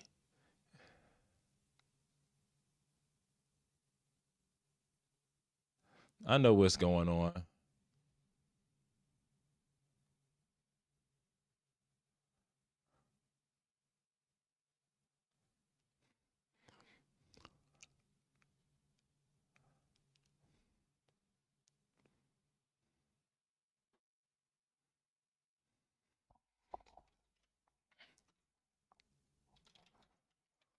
Do you know how many articles were written talking about how Moxie revived roller skating?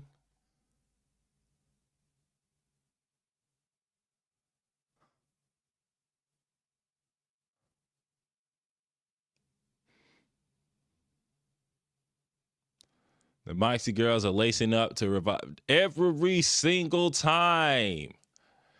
Every single time. Every single time. Don't get on here caring about the news. All right, I remember what I'm supposed to be doing. I'll stop. I remember what I'm supposed to be doing.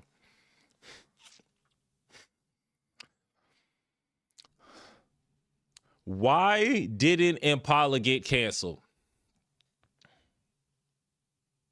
Why do people still buy Impalas?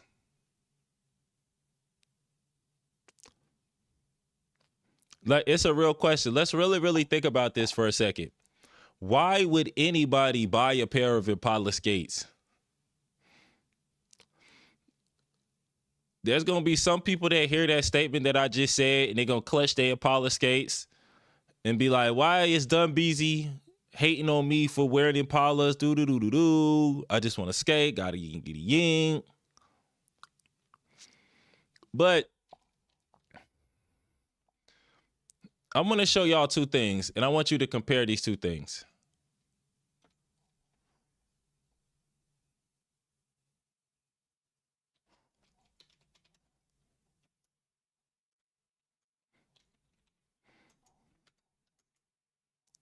And why do women bring and propagate everything?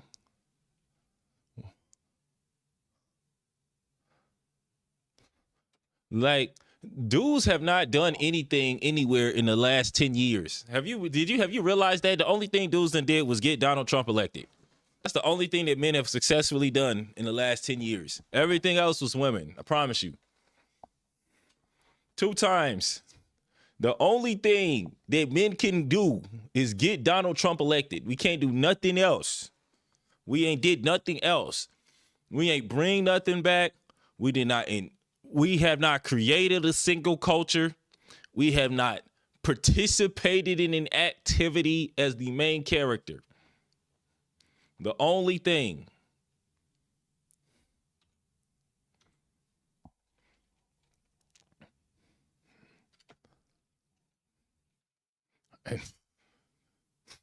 Make people popular for all the wrong reasons until they get canceled.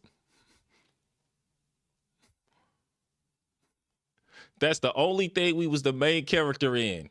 Everybody that got canceled and kicked off of every single platform, we was the main character in that. Everything else, nothing. Ain't put our money. We ain't buy nothing else. We ain't bought nothing else.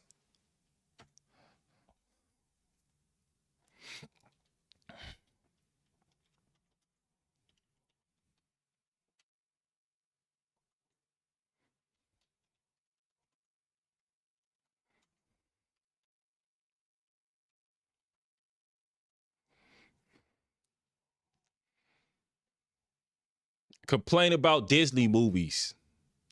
1,000% male. 1,000% men. Men was doing that. We complained about this ruined gaming. Gamergate. Gamergate. We was all over that. Gamergate. We was in there. We was in there.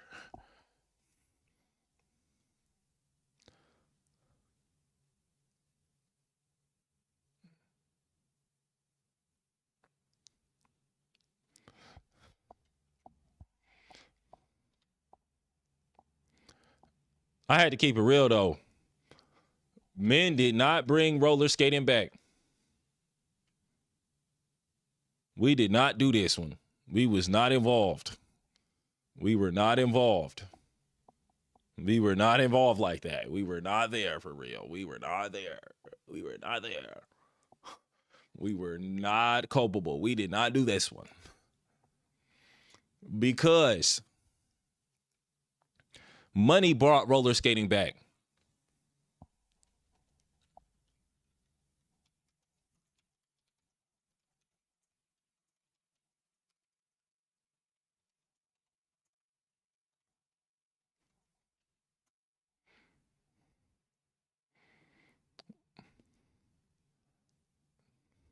Imagine 10 men getting together, everybody spending $500 on skates, raising the money to rent a hall to play roller derby in that joint. Instead of buying a PS5.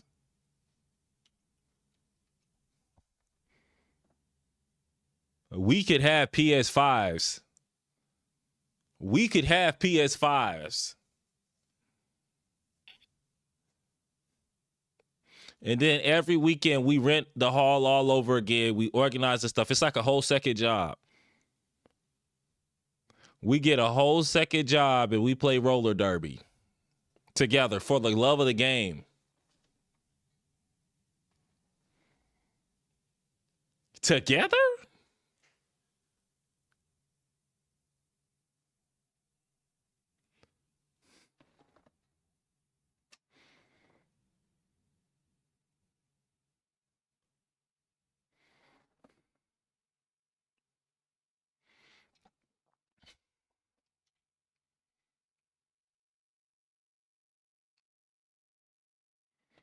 So they brought skating back because they bought skates. And what does, in this market of skaters, let me put this in my lap because I'm shaking my camera. This market of skaters likes to be entertained. They like to be entertained.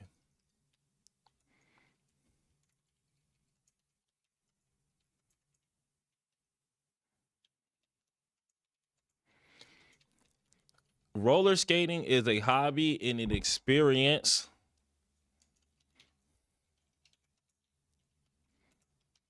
that people are seeking to participate in and be treated as high value members of the group. That's something else that men don't do together. When men congregate, we congregate in extremely hierarchical structures. Extremely hierarchical structures. If you can't hang, you gotta leave. If you cannot hang, you can't bang. And like, when you think about it as, let's compare the way roller skating develops as opposed to basketball. To basketball and video games. If you go to play video games with a group of people that like to play a video game, they are going to beat you like you stole something. With glee. With glee. If you go to play basketball at a court and you can't dunk, you're not getting on the court.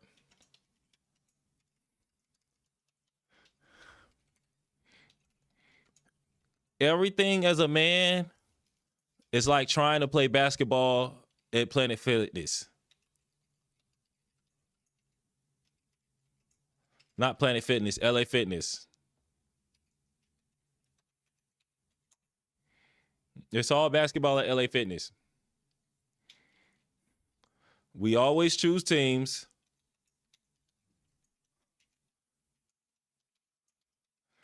You will get left on the bench and skipped over.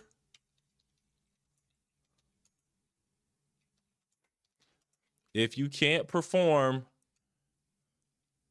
people will lose trust in you. If you lose, you get off the court.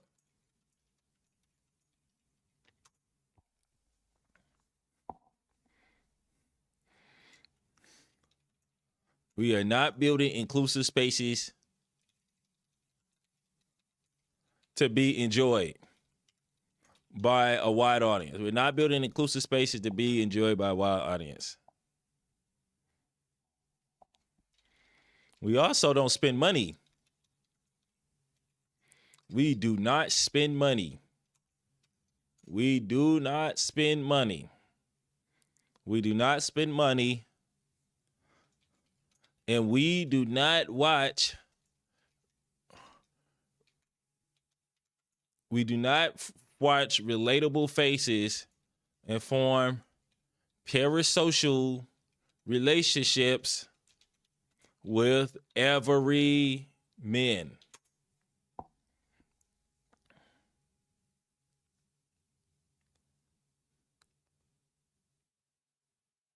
You have to be the best of the best. And then you will still get treated like a scrub. You will still get treated like a scrub. Do you know the wildest part about making the NBA?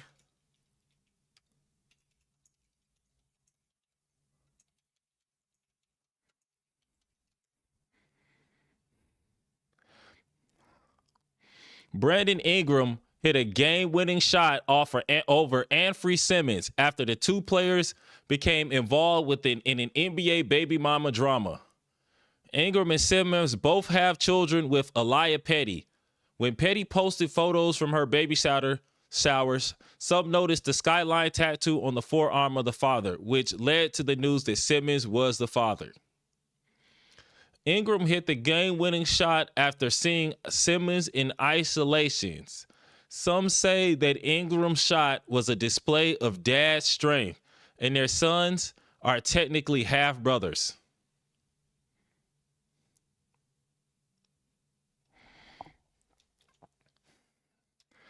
So you made the NBA and you still a scrub?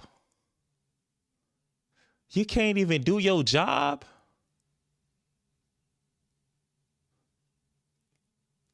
You on the court living the dream?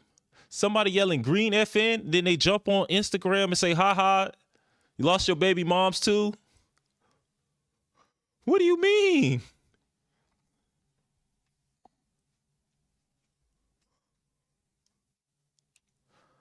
You know what happens to first round quarterbacks?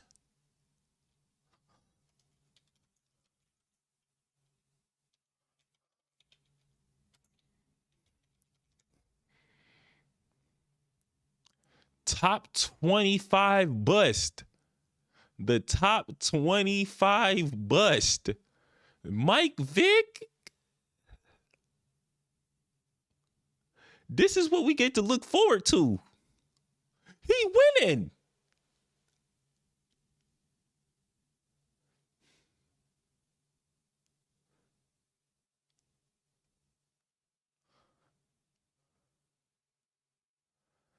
They found a guy named Matt Ryan. Bro, imagine. You grow up looking up to these dudes, and then you become an adult and you really think about like, hey, yo.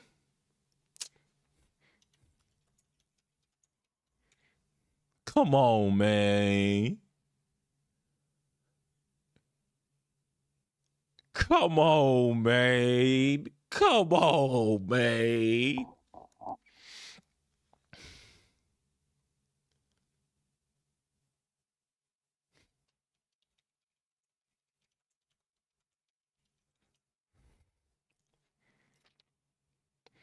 Compare that to being a roller skate influencer.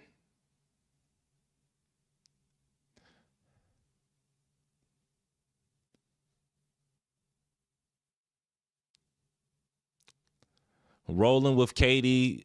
Katie, I ain't saying this to hate on her, but I don't get the sense that Katie's a high level roller skater. 5 tips rolling with Katie. My roller skating setup for skate parks. She's going around like a pump track with her boyfriend. It seems fun and engaging.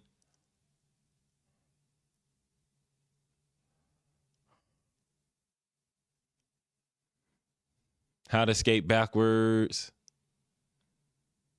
Pump track. Skate date. Okay, she got a backflip.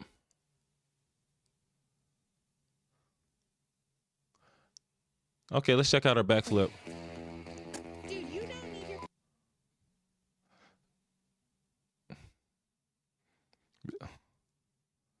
It's pretty cool. How much of pump it did play?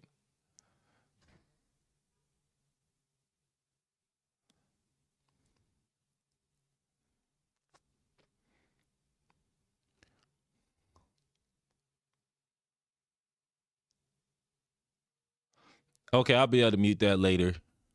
Let's compare that to aggressive inline. Let's compare that to aggressive inline skating. And I want to do a side-by-side comparison in a little bit. I want to just watch this video now so that when I show the park skating clips a little bit later, it's a little bit easier to see what I'm saying. I want to point out a couple things about the way that he skates.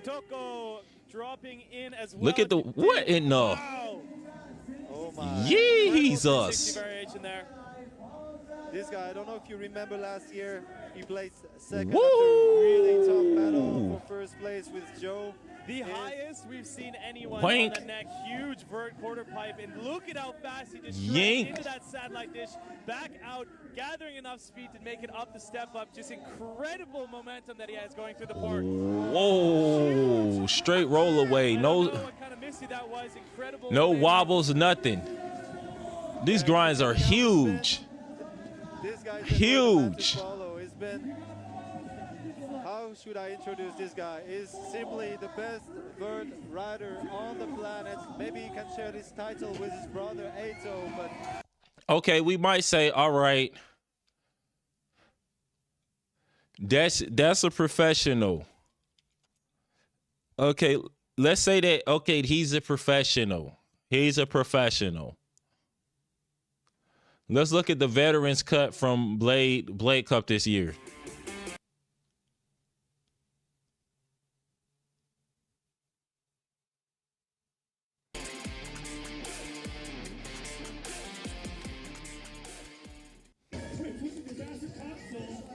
Michael Brock, wall ride 180. Michael Brock's got his signature black and short up to wall ride. I need everybody right here to back up a little bit. I think it might be free rights music because I didn't see anything. Notice how they land their tricks. They land them on all fours and then they roll away.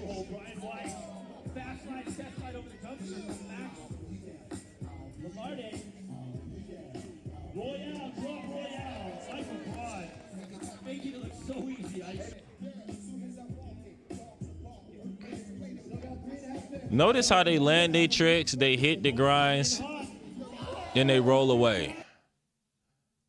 Notice how they land their tricks, they land them on all floors, and they roll away.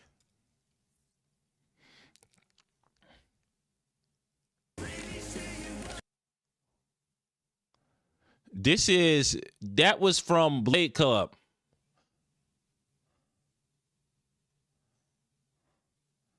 Let's look a little at the Lazo skate things.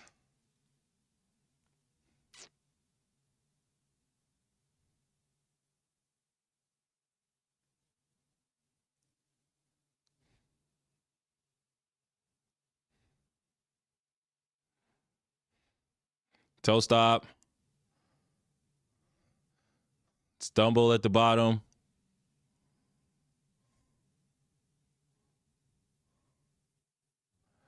Toe stop.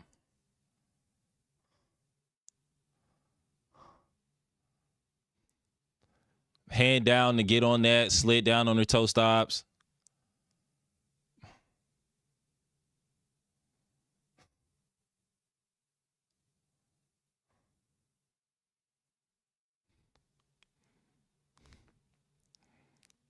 It's kind of moving kind of slow. A lot of these are slow. This is kind of she's moving kind of slow. Foot drag.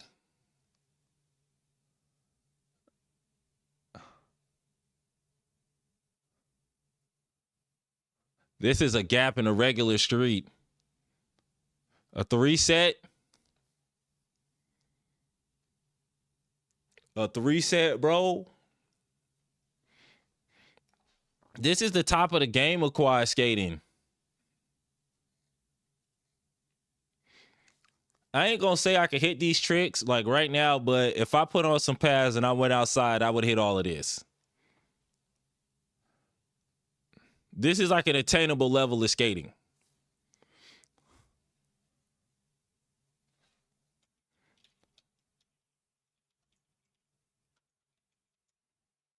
This is their pro tape.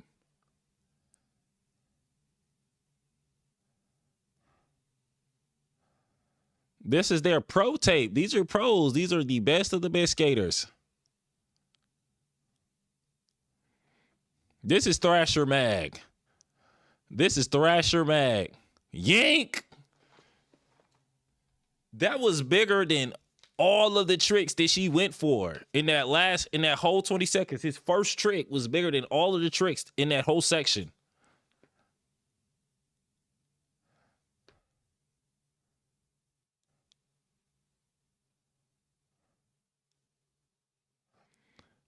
Look at how fast he's rolling. But you see the way he lands and rolls right away? Lands, completely bolts, rolls away. I wish I could play it. Look, let's look at the difference. I wish I could play the audio so we could hear the difference in how excited they are when they hit tricks as opposed to how these people are when he hits tricks. Woo-hoo.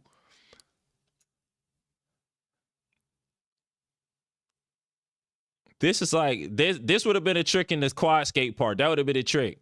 They wouldn't have hit that. They would have hit that wall ride. That's wild.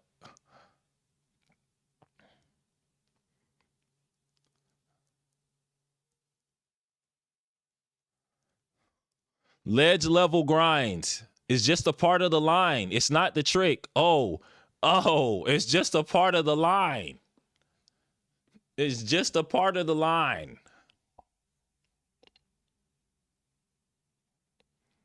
Because at the end of the day, it's not about that. It's not about people skating on a high level.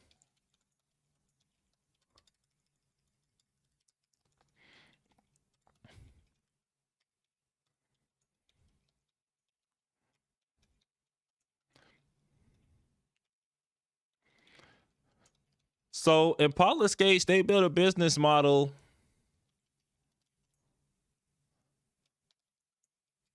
about being lifestyle skaters, posers. I don't want to call them posers because if you call somebody posers, What's the vocabulary? Eternal beginners, that's wild. Hobbyist.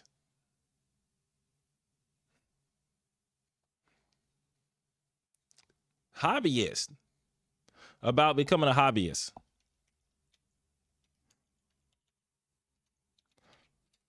Posers is in we bought the things to pose into them. We created a product. They created a product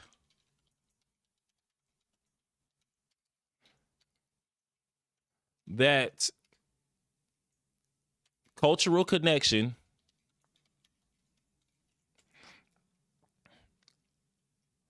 their cultural connection and value comes from their appearance.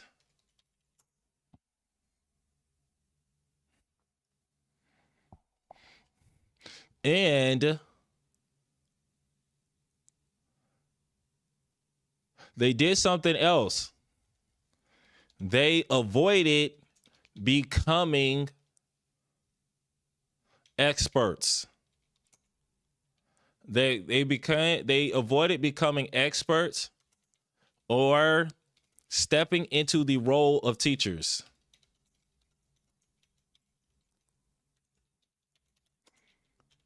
When controversy arose about the effectiveness of the equipment, they leaned on the idea they were creating a lifestyle product. You know, Impalas have a weight limit.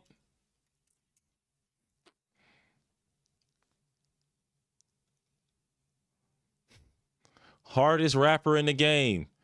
Meek Mills made me not want to be famous anymore. The Diddy fallout made me not want to be famous anymore. For the first time in my life, I was like, you know what, man, it's not so bad that you're not famous. I said, you know what's not so bad?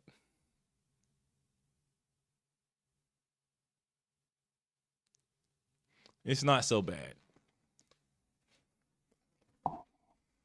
I said, you know what, bro?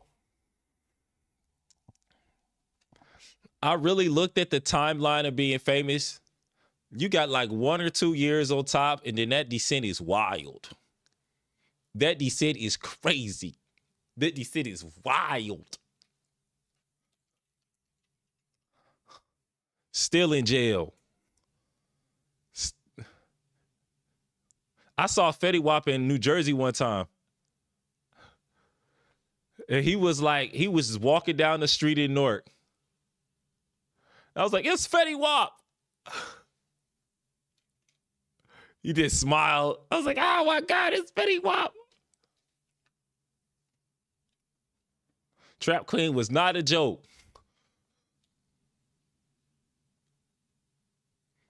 Anyway, but I mean, I'm off topic.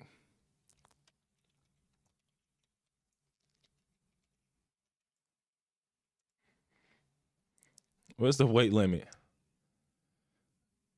Our skates are tested to withstand up to 220 pounds. Bruh, imagine if Moxie said, bruh, 220 pounds. We do not do custom skate orders. Sorry.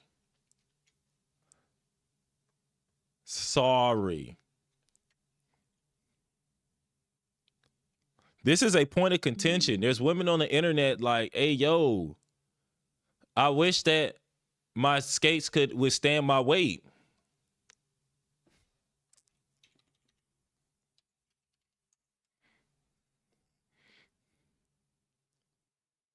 Our sizing is in women's, but our skates are for everyone. These are women's skates. We don't even produce men's skates.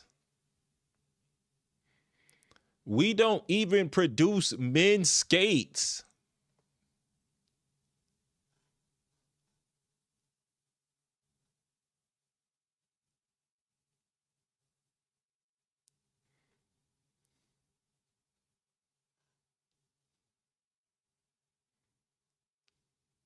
I think these might be men's legs.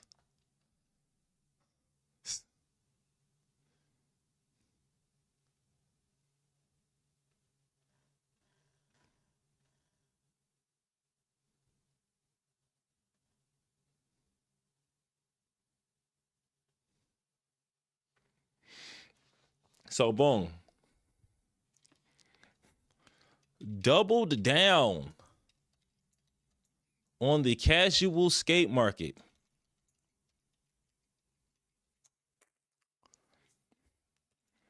They formed a company in Australia. And I think this next part is going to be the most important reason why Impala never fell off. They never pulled a Vince McMahon.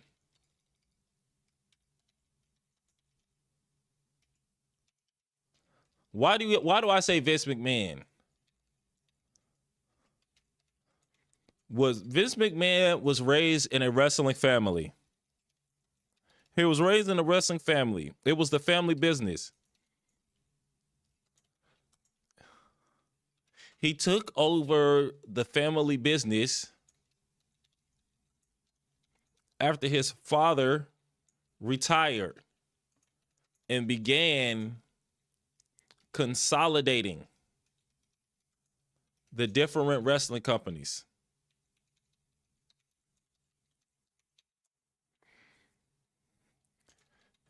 His father never wanted him to become a wrestler, a performer, but Vince wanted to wrestle.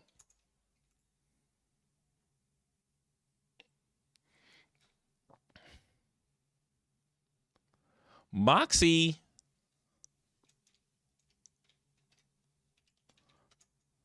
runs like a startup, ran like a tech startup.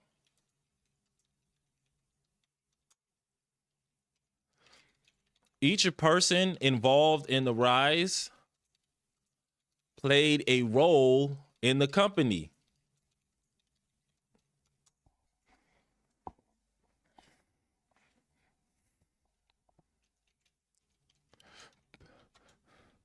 Pigeon had the money to become a skate store owner.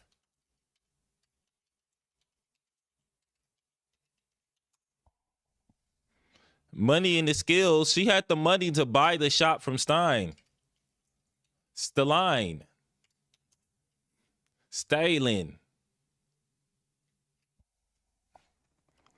Stein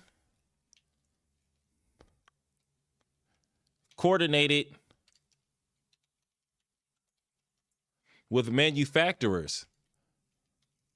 Like, what do you mean she contacted Rydell and she convinced Rydell that putting Moxie skates under their umbrella was a good idea?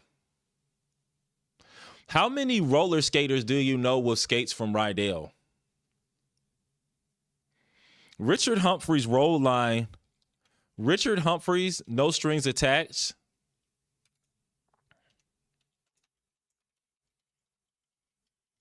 was a limited release. Richard Humphreys' no strings attached was a limited release.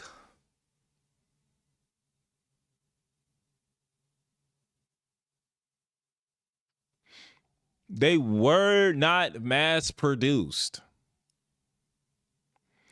When Moxie first started, they were using them as rentals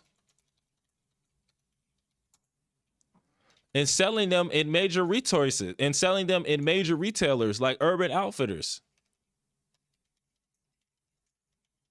How do you get your skates in Urban Outfitters?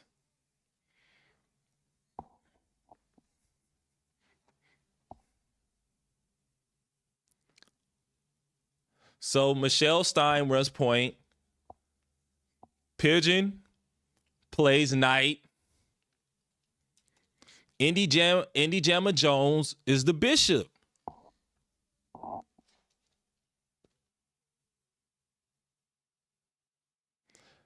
PRS is a huge marketing machine.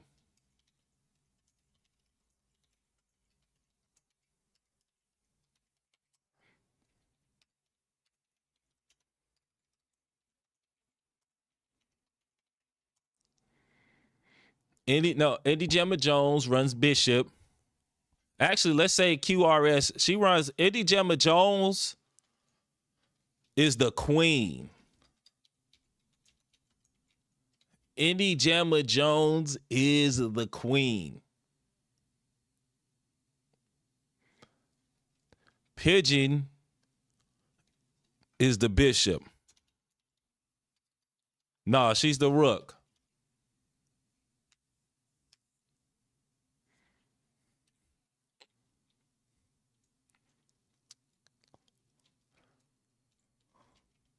Fat girl has Moxie is the knight. She works as an e-commerce. She works as an e-commerce person in the business and does influencer marketing.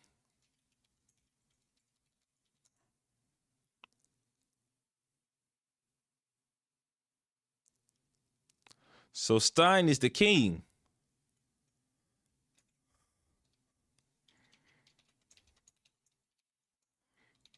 That's why she's the only one left. That's why she's the only one left. Where's the Moxie? Why didn't the Moxie team appear on Roller Jam with her? Why didn't she have Pigeon out there?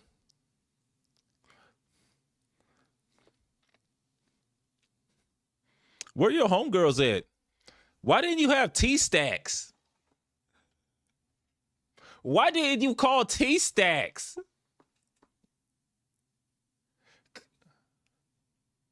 Why not Stacks? Don't you think Stacks might have been able to put some work in on Roller Jam?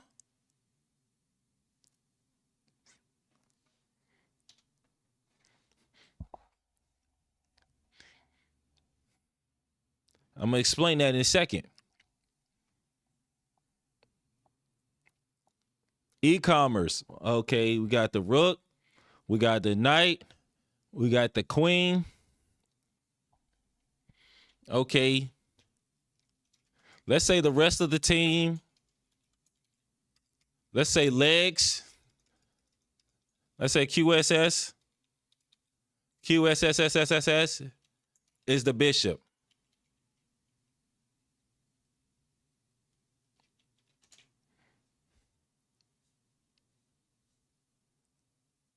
She watches the knight's back. Why is Fat Girl Moxie has Moxie tonight? Because she's an influencer marketer.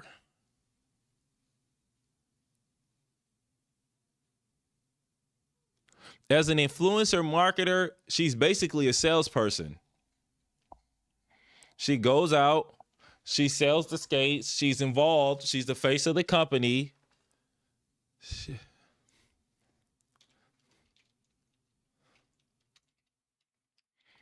Allows the company to have a face of diversity.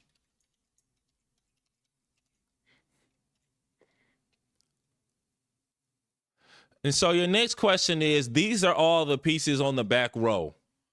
Who are the pawns? Every person with a Moxie code is a pawn. If you sell Moxies as an influencer marketer and you get affiliate marketing money via code, you are a pawn.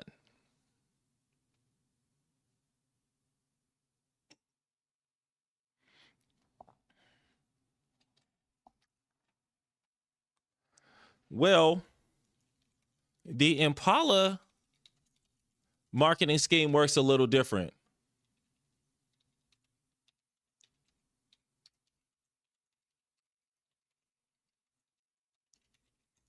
The king, queen, bishop, knight, and rooks of Impala are all in Australia.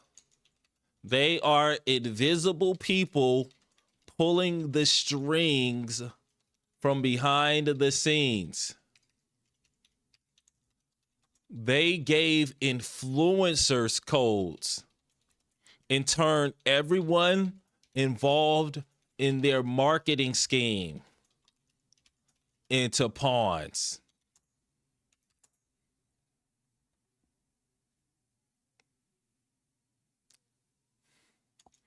Pawns are built to be sacrificed.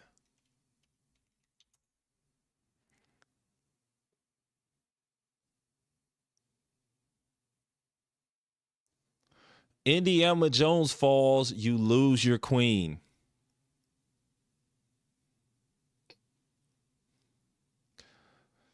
Selling the Moxie shop, having the Moxie shop, I think one of the funniest things that I saw and when I noticed on my journey, this picture right here. Why do you think I think this picture is funny?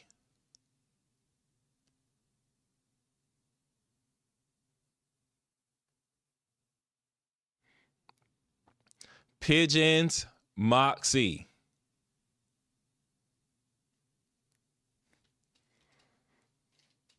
So, Pigeon, are you like a franchisee? No, she's not a franchisee. She bought the shop from her. She kept the name on it. She just put her name on the wall.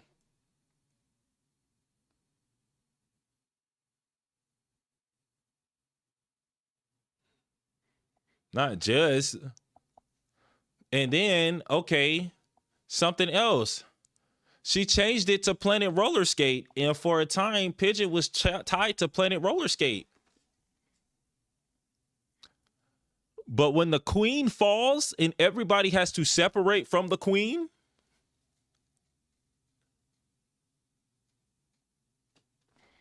so every single time Moxie has a scandal, it's their influencers. Then the second thing,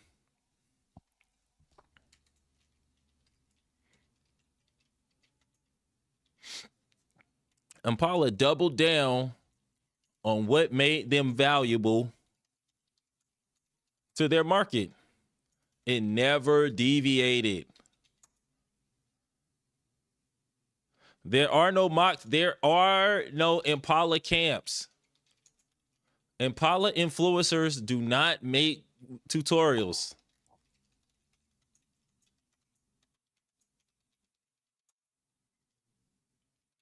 Impala influencers never said they brought skating back. And why would they say they brought skating back? Jam skating is new in Australia.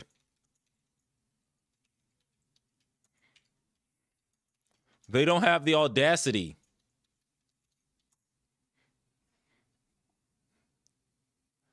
So having the audacity to say that you brought skating back and then teaching lessons, it opens them up to a lot of criticism.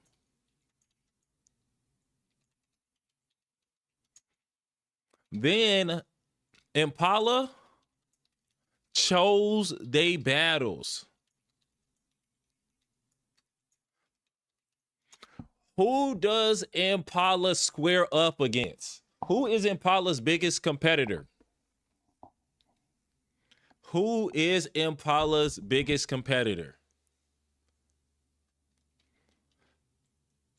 They didn't choose to fight high-end Rydales.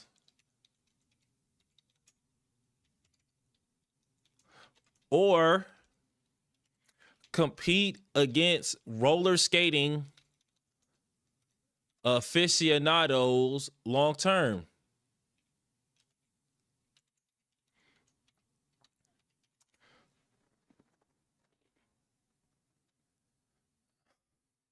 from the very, very beginning, Moxie skaters, in the way that Moxie was specifically going, they were eventually going to have to speak to more advanced skaters.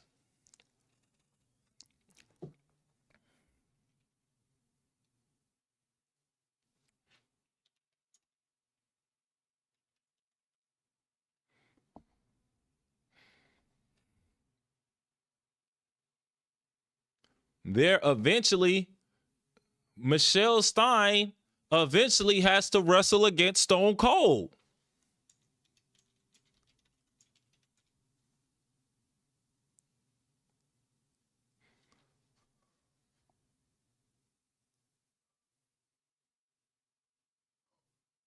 If I play any of these, it's getting taken down. They're gonna mess this.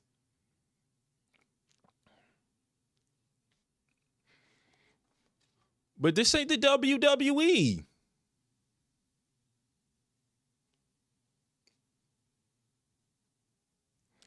And so let's think about this.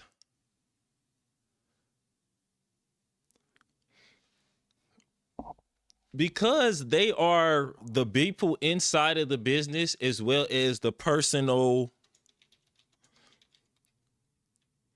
Since they're the people inside of the business as well as influencers and people outside of the business, when people pull in Indie Jamma Jones is a white woman from California who is scared to death of being called a racist. She probably quit her job and she's been flying high on this roller skating thing.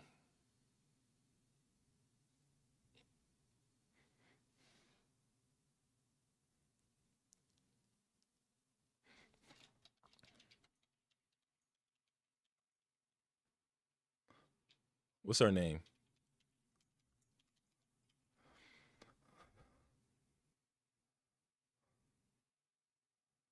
When they called Impala Skates a racist, Impala Skates is a company in Australia. They're communicating with all of their influencers via email. They looked at all of the comments on their Instagram and they said, you know what? They sat down in a room. They're used to being called racist.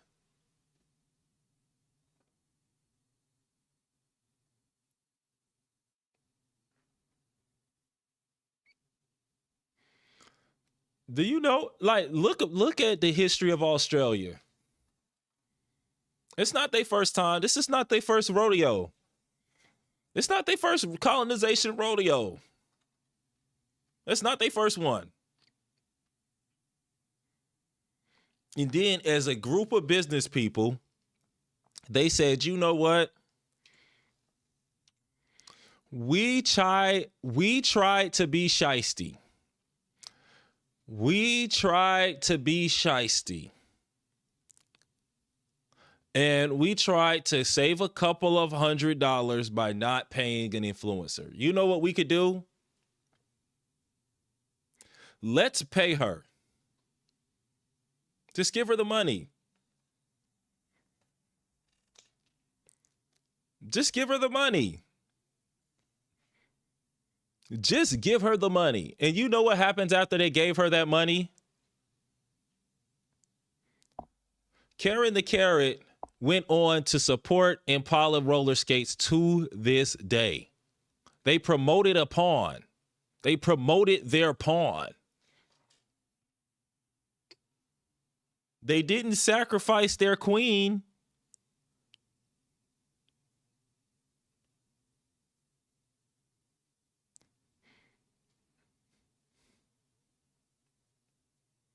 They promoted her.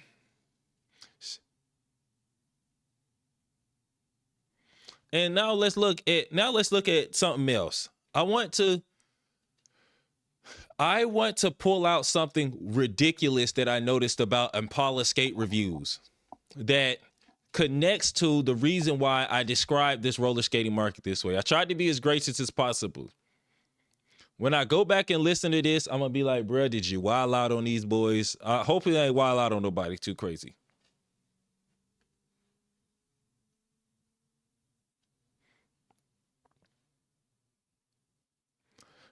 because I wanted to break down this audience and talk about them.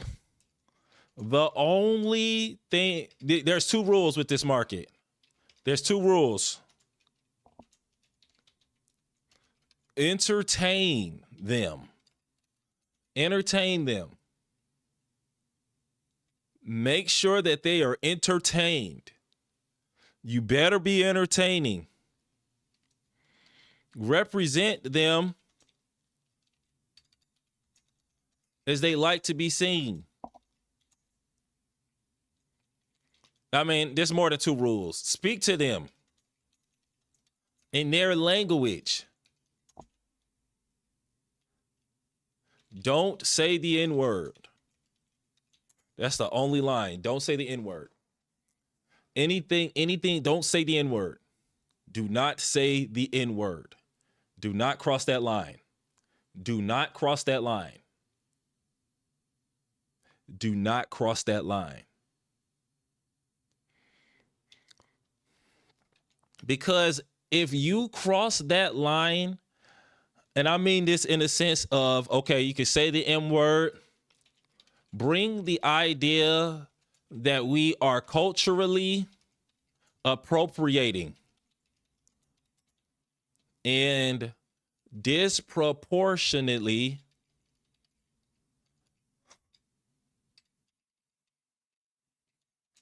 benefiting from a person of color's labor.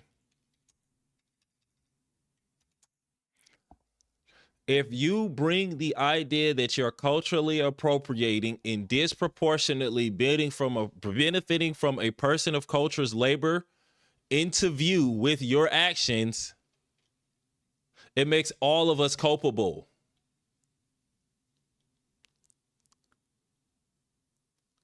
Don't cross that line. Don't cross that line.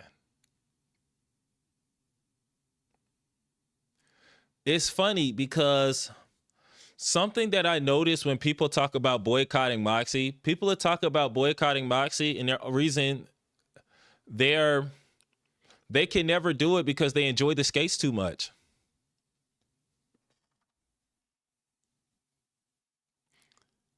They can't stop watching Planet Roller Skating because Planet Roller Skating is the only people that make skate content that they like to watch. Beginner tutorials are not good for you. It's not the best information, but I enjoy watching beginner tutorials because I relate to them. Entertain them. Represent them as they like to be seen. Speak to them in their language. And you will get away with everything up to saying the N-word. That's the line. You can't say the N-word. You can't say the N-word.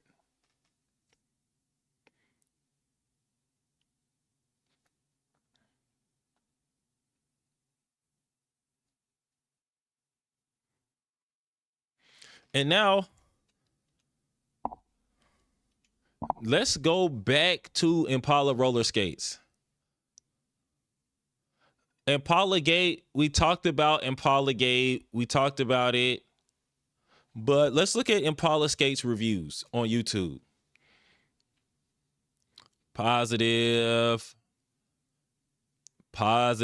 You should buy these. Should I buy this skate? Look at her, probably positive. Probably positive. Comfortable, good toe stop. She probably getting that guap off of this. She got the, oh man. I should add the products to my what skates to buy video. Let me put that in my, I need to add,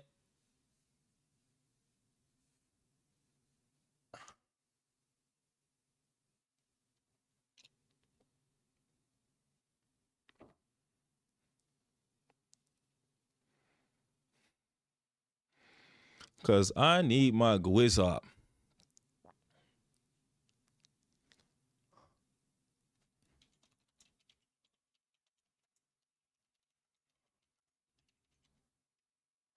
because I got a couple skate videos that I could affiliate real quick. Yoink. Positive. None of these is 2 months of skating. They smiling. I bought these roller skates. First impressions. Aesthetic. Leopard print toe guard.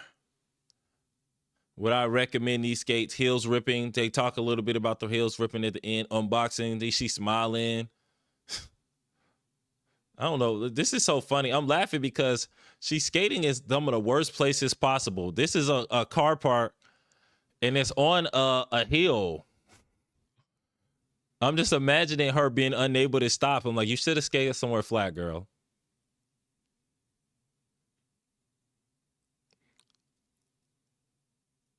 Hands on with Impala roller skates, a closer look.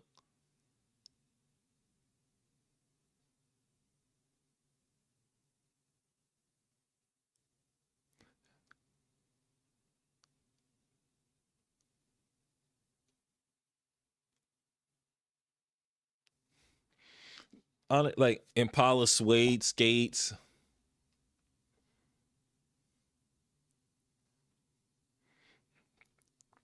But let's see what happens if we search Impala skate review on Google.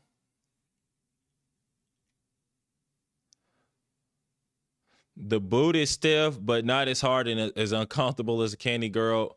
We as a community need to stop recommending honest. Are Impalas worth it?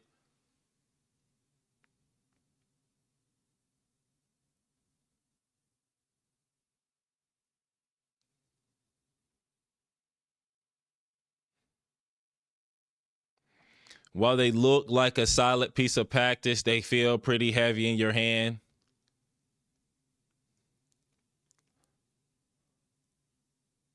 Okay, so she had a good experience. They're decent quality in the budget segment. It ranges from highly negative comments, highly negative, to mildly, mildly positive to the positive. But all of these, just judging from the pictures and the idea that people are smiling and we got like the influencers selling them.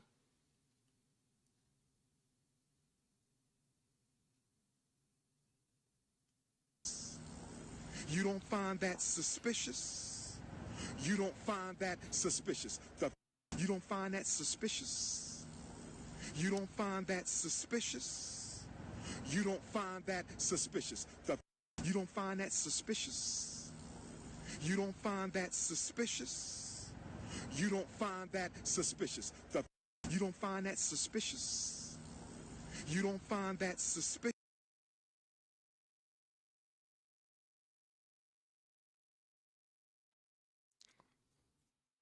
So when I really, really break it down and I really like to think about it, and then I even took some time to go through the Reddit comments.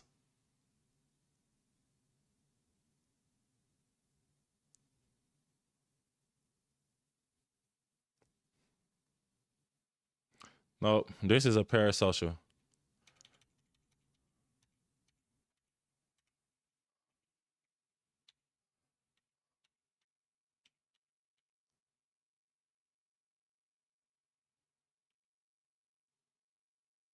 This is why I bought my Impalas. $50 to $100 versus $300 to $600. You can't really go wrong if you end up not liking the skate with a little investment. I've had mine for almost a year, skating a few times a week. It's still great, no issues.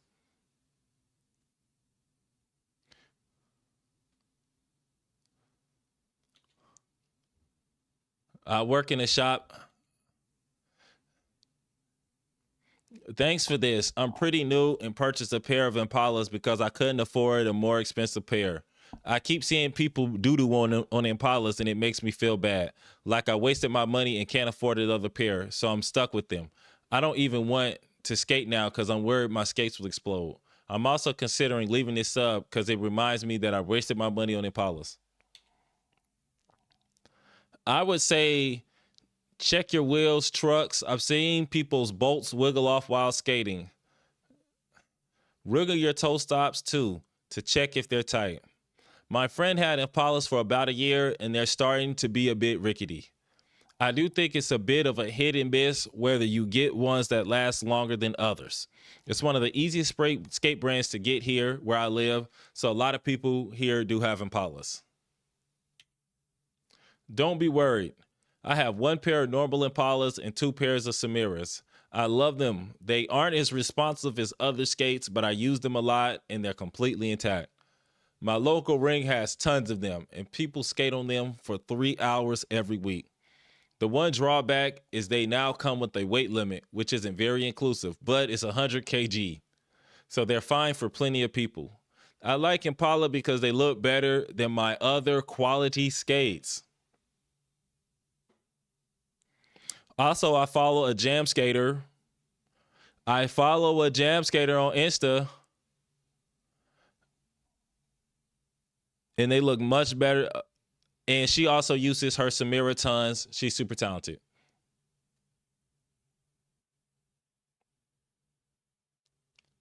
Who are super, super new. So we got a person in the comments as well. And that's why Impala never fell off.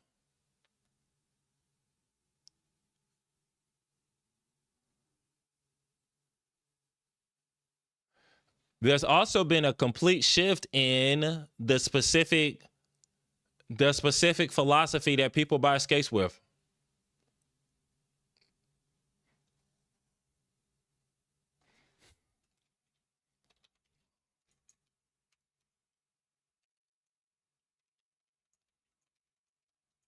When I started skating,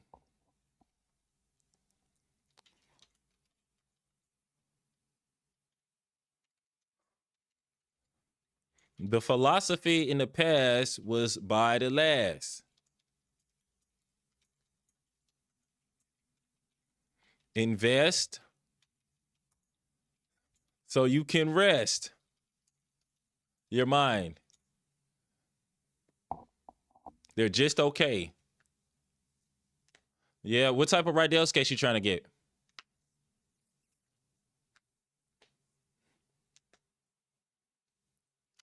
Like, I've been to roller skate lessons, and at the end of the lesson, he stopped and he had a conversation about it. He said, "Hey, man, I see people coming in here with the Chicagos on.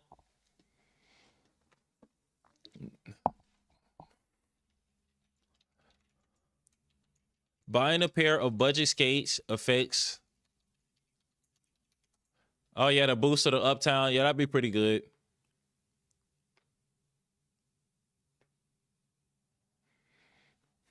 That boost in that Uptown, when you touch that boot for the first time, when you touch that Uptown boot for the first time, it is going to change your life.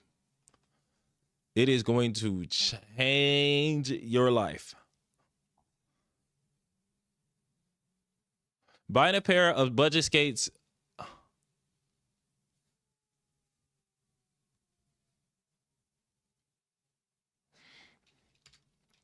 affects your skate long term. It also can create even higher skate costs. When I bought my first pair of skates, I spent what might have been $150 in today's terms, but I used them for 3 years.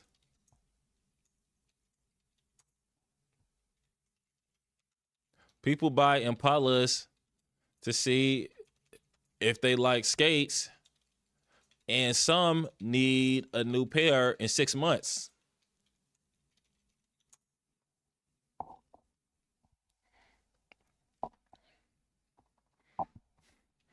Then they got hit with the bundle. They got the Impala bundle, Impala pads bundle. So it might have been $150 purchase. It might have been $150 plus purchase already.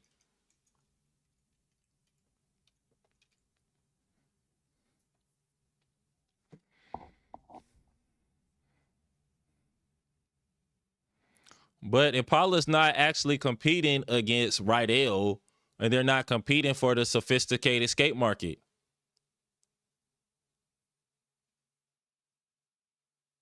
The skate connoisseur aficionado market. I'm trying to find my mouse. Here it is.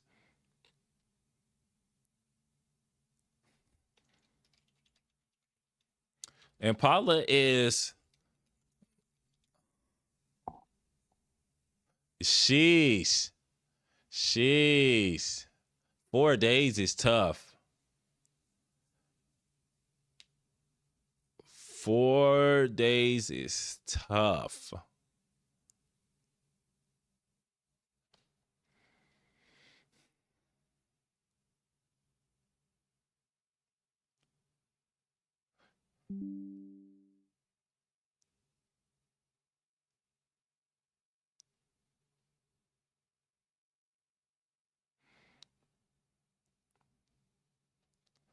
Oh yeah. Yeah, their skates. Yeah, their skates were not meant for anybody that doesn't have a standard foot, anybody that doesn't, they got like a weight limit. So just think about that. Like as we get bigger, like our feet expand. So have you thought, do you have like a shoehorn?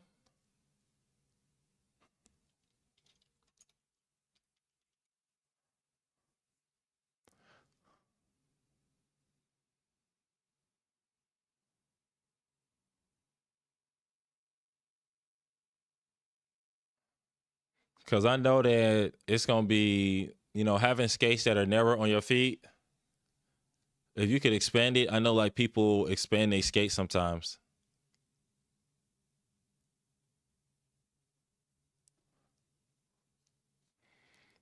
Because I remember I had some narrow skates. It really messed up my toes. But yeah, Impalas competing against Timu. What did I do? Might be able to put some socks in there. Just something to keep it expanded. And if you just have something pressing against the leather for a little bit, the leather will switch out. And then like artistic skaters, they what's it called? They'll develop the wideness of their skates. They'll develop the wideness of their boots by wearing them for a couple hours every day, or maybe like 30 minutes every day. And then the leather will continue to expand. I don't know how heat resistant they are, but maybe a little bit of heat.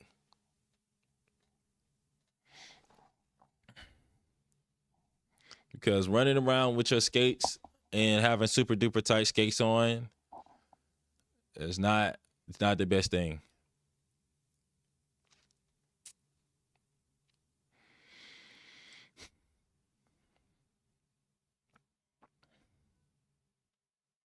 And this will be the last point about Impala, then I'll close it on out. And now Impala,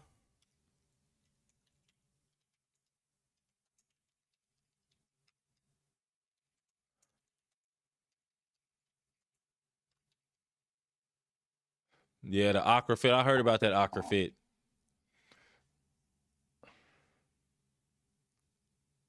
Your foot on the sides. That's a wild type of narrow.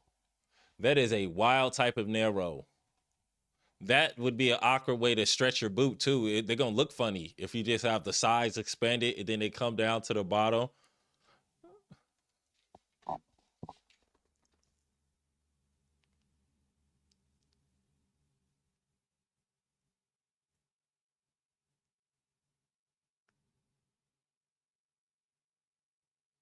The actual size.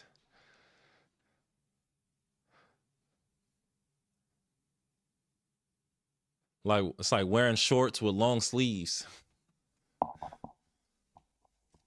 Legs cold, but your top sweating. It definitely not no JB. Definitely can't JB in them things. Like, I used to not understand how much it really mattered. But when I came over to my vanilla OG boot, for the first time, I could feel my smoothness come up. And with like the snapping, if your foot is not comfortably in that boot, God is hell.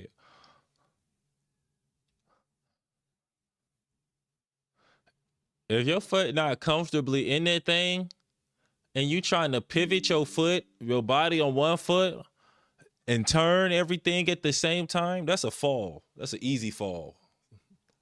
Slink.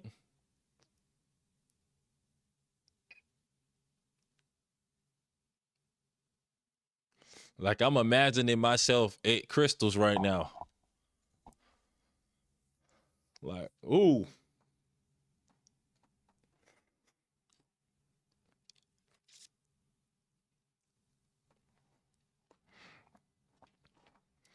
Yeah, Paula continues to make culturally relevant moves.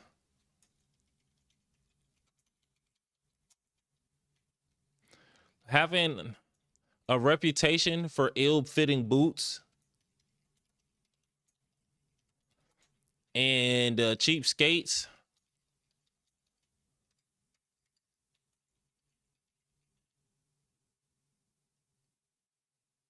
It just feels your pushes are smooth. So you really got a JB teach you, or did you learn about four corners offline?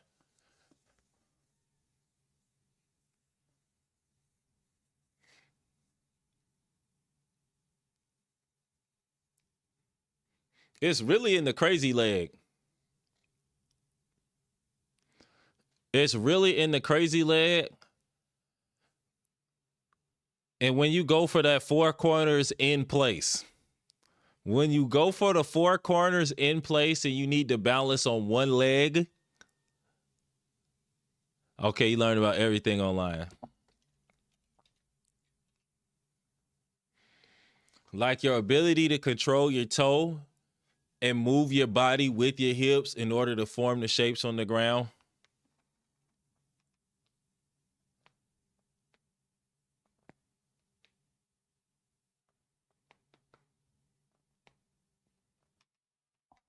That's when the boots start making sense. I live in New Mexico. Wow. Not New Mexico. Not New Mexico. Wow.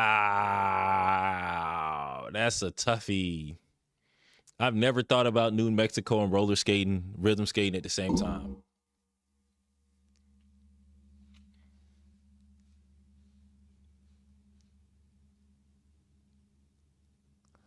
I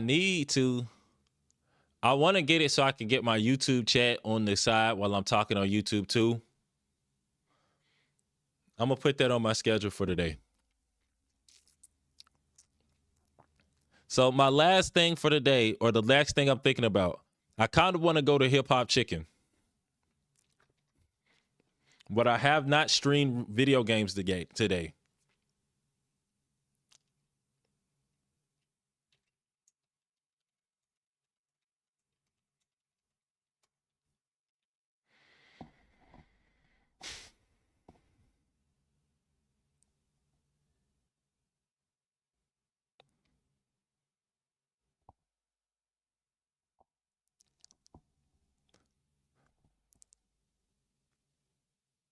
Stream video games for hours or go to Hip Hop Chicken. And then by the time I get back, it's going to be like 8 o'clock.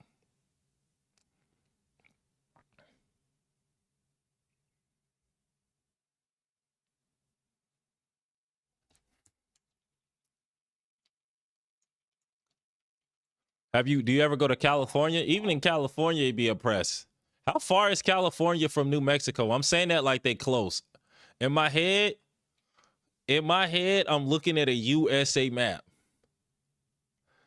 And going to California from New Mexico don't seem like a big deal to me. but I'm imagining that it might be a little bit different for you. In California, they ain't got no like no JB skaters.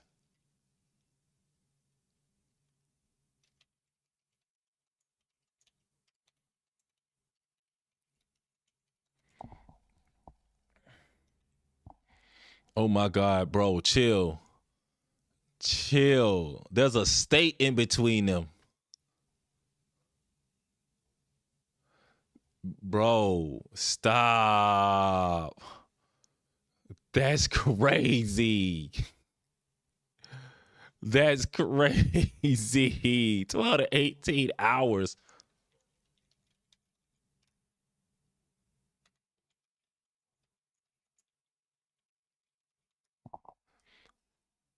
That's like the drive between Washington, D.C. and in Atlanta.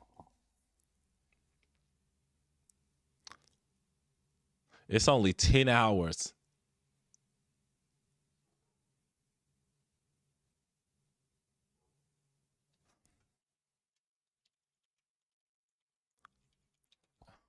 I went to New Mexico one time. Farmington, New Mexico or Farmington, Pennsylvania?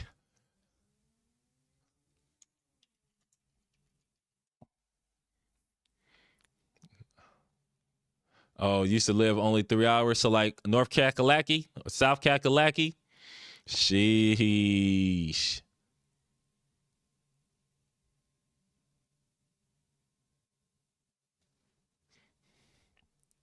This is wild. So Arizona is a big state.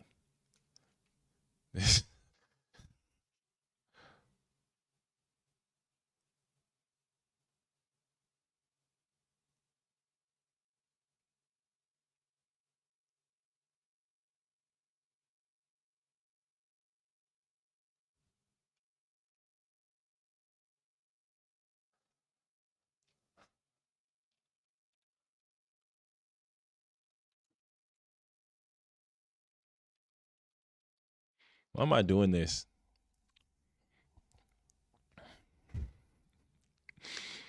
I am distracted. I've been thinking about moving to Las Vegas. Man.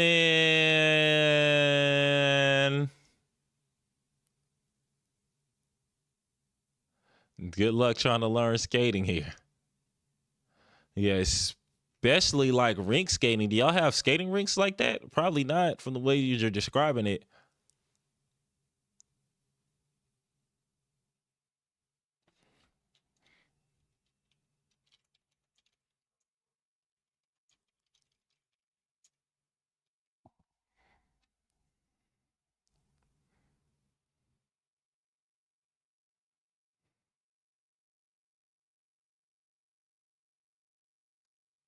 I am on a tangent. Let's check this one out. What the? What type of floor is it?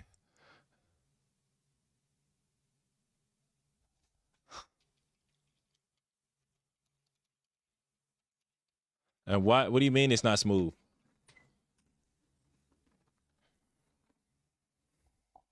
Is it rock and roller rink on Bloomfield Highway? Sheesh. How long has it been warped? That's crazy. How warped is it? Like the way that you're talking about this is probably warped.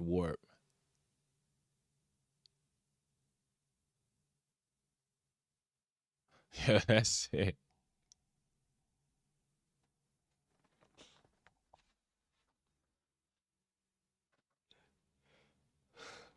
I only started going recently. I only started going. So it's probably like it was a regular floor and they converted it into a rink. If you're on one, like it won't mess you up if you're on one leg. That's good.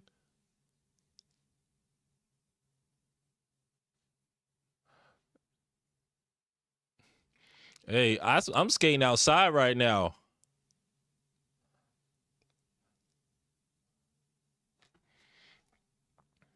Like I stay across the street from a skating rink.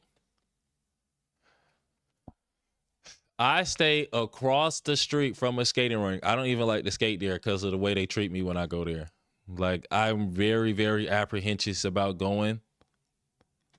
And it's only really available to skate there for real. Like, yeah, like maybe some adult nights. Yeah, great people usually work at rinks.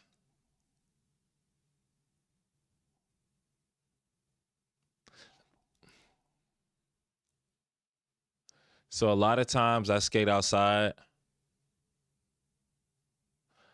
and I skate outside or like I have like a little floor that I skate on. I bought an indoor floor.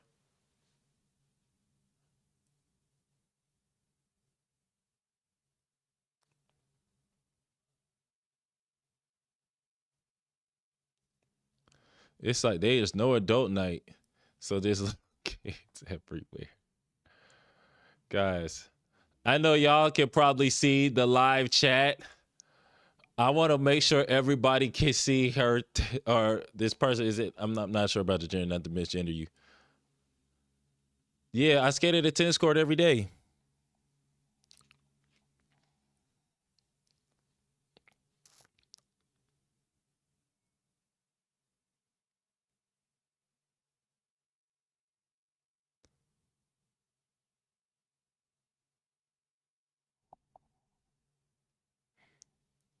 Yeah, I usually skate at the tennis court because I can record videos and I can usually get a little bit of space, but the temperature's starting to drop.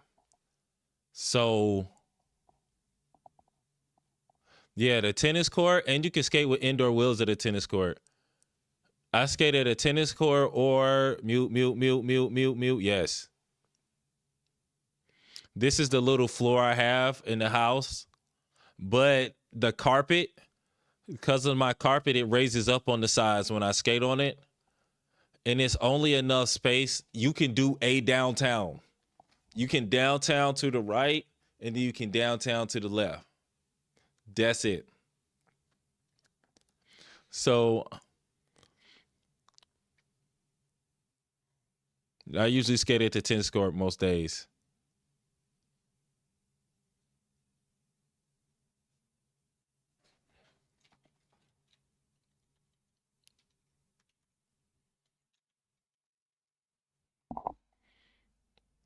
And then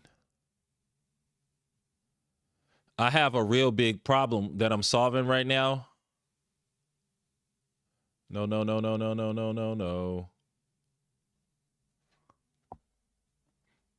I'm just trying to pull up a calendar. I just want to pull up a calendar. Here we go. Yeah, the garage. If you can, is there a car in the garage?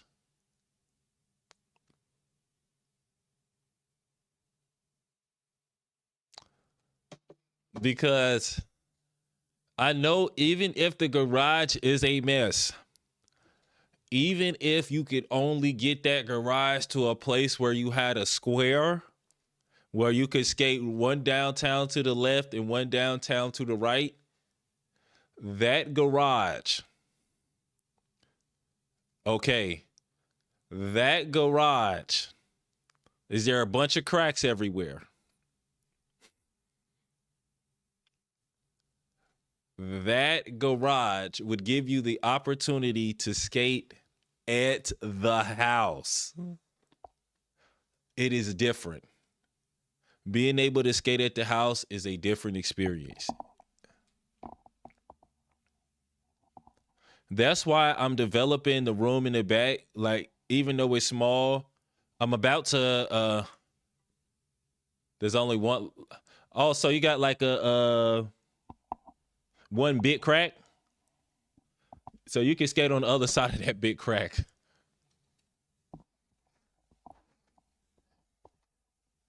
I'm about to buy some more floor. My YouTube check, I got a YouTube check about to drop. It ain't huge, but it's just enough to buy another floor. It's just enough. It's just enough to get 15 more tiles. I can get 15 more tiles. So it's November.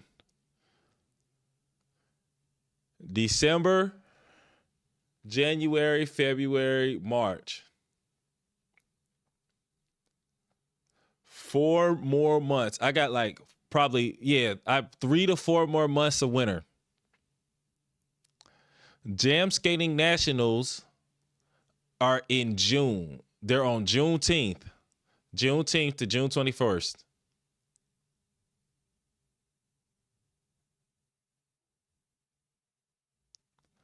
So 4 months of winter where I'm going to have trouble finding a place to skate.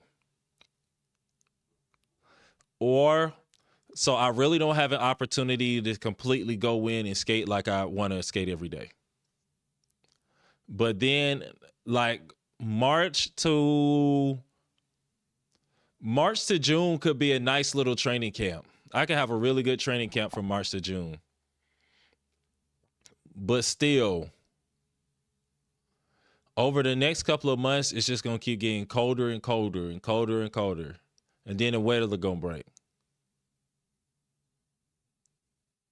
So I'm thinking about buying like some bigger wheels. And then if I get like the bigger wheels, I can at least just skate in the parking lot. That's what I'm actually thinking about. If I start skating in my parking lot and then I get like my sleeve thermals, I get my gloves, I get my mask on, it's not all the way to the tennis court. If I had a car, I might get like a motorbike. Because if I got a motorbike and I could motorbike to the location and then get out the location and motorbike home, it wouldn't be as dramatic. And I could even just go skate it in Acosta and just...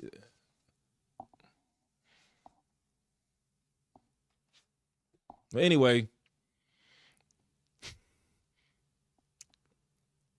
thanks for talking to me. My favorite parts of the stream is when I get a chance to talk to people about the skate game, because that's the relate part. I don't know. I kind of want to go get hip hop chicken and then relax for the rest of the night. A piece of me wants to go get this hip hop chicken and relax for the rest of the night. And then the other piece of me is like, jump online and compete in a fighter game.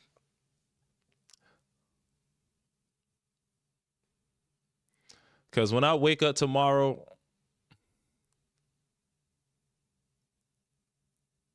oh, I appreciate that. Thanks for the subscribe. I got a subscribe goal that I'm looking at. Not that. My subscribe goal for this week. Actually, I got a big subscriber goal. I'm trying to get to 100K. And I'm racking my minds for ways to get better at making videos to get to that 100K.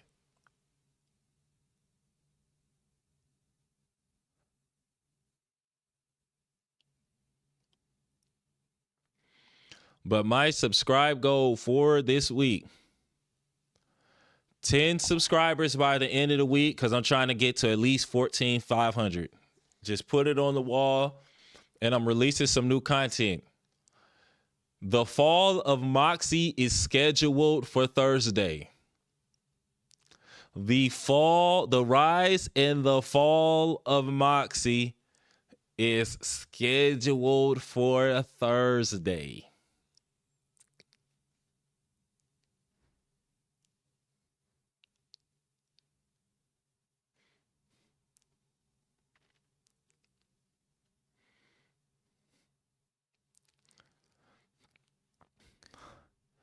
And I also have a downtown tutorial coming out the week after that. So I got 2 weeks to work on this Impala video. I got 2 weeks to start getting my next skate video out.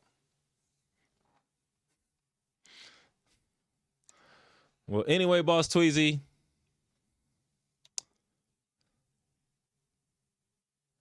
I have 2 pieces of baked chicken. I got 2 pieces of baked chicken in my house in the fridge right now.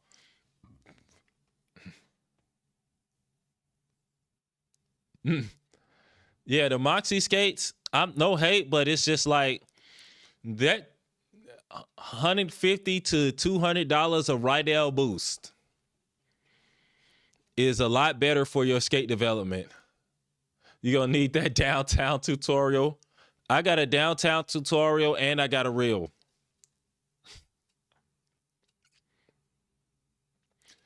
And then today, I took some time and I made some additional tutorials for the tips on the downtown. So when the tutorial drop, there's going to be some reels around it too.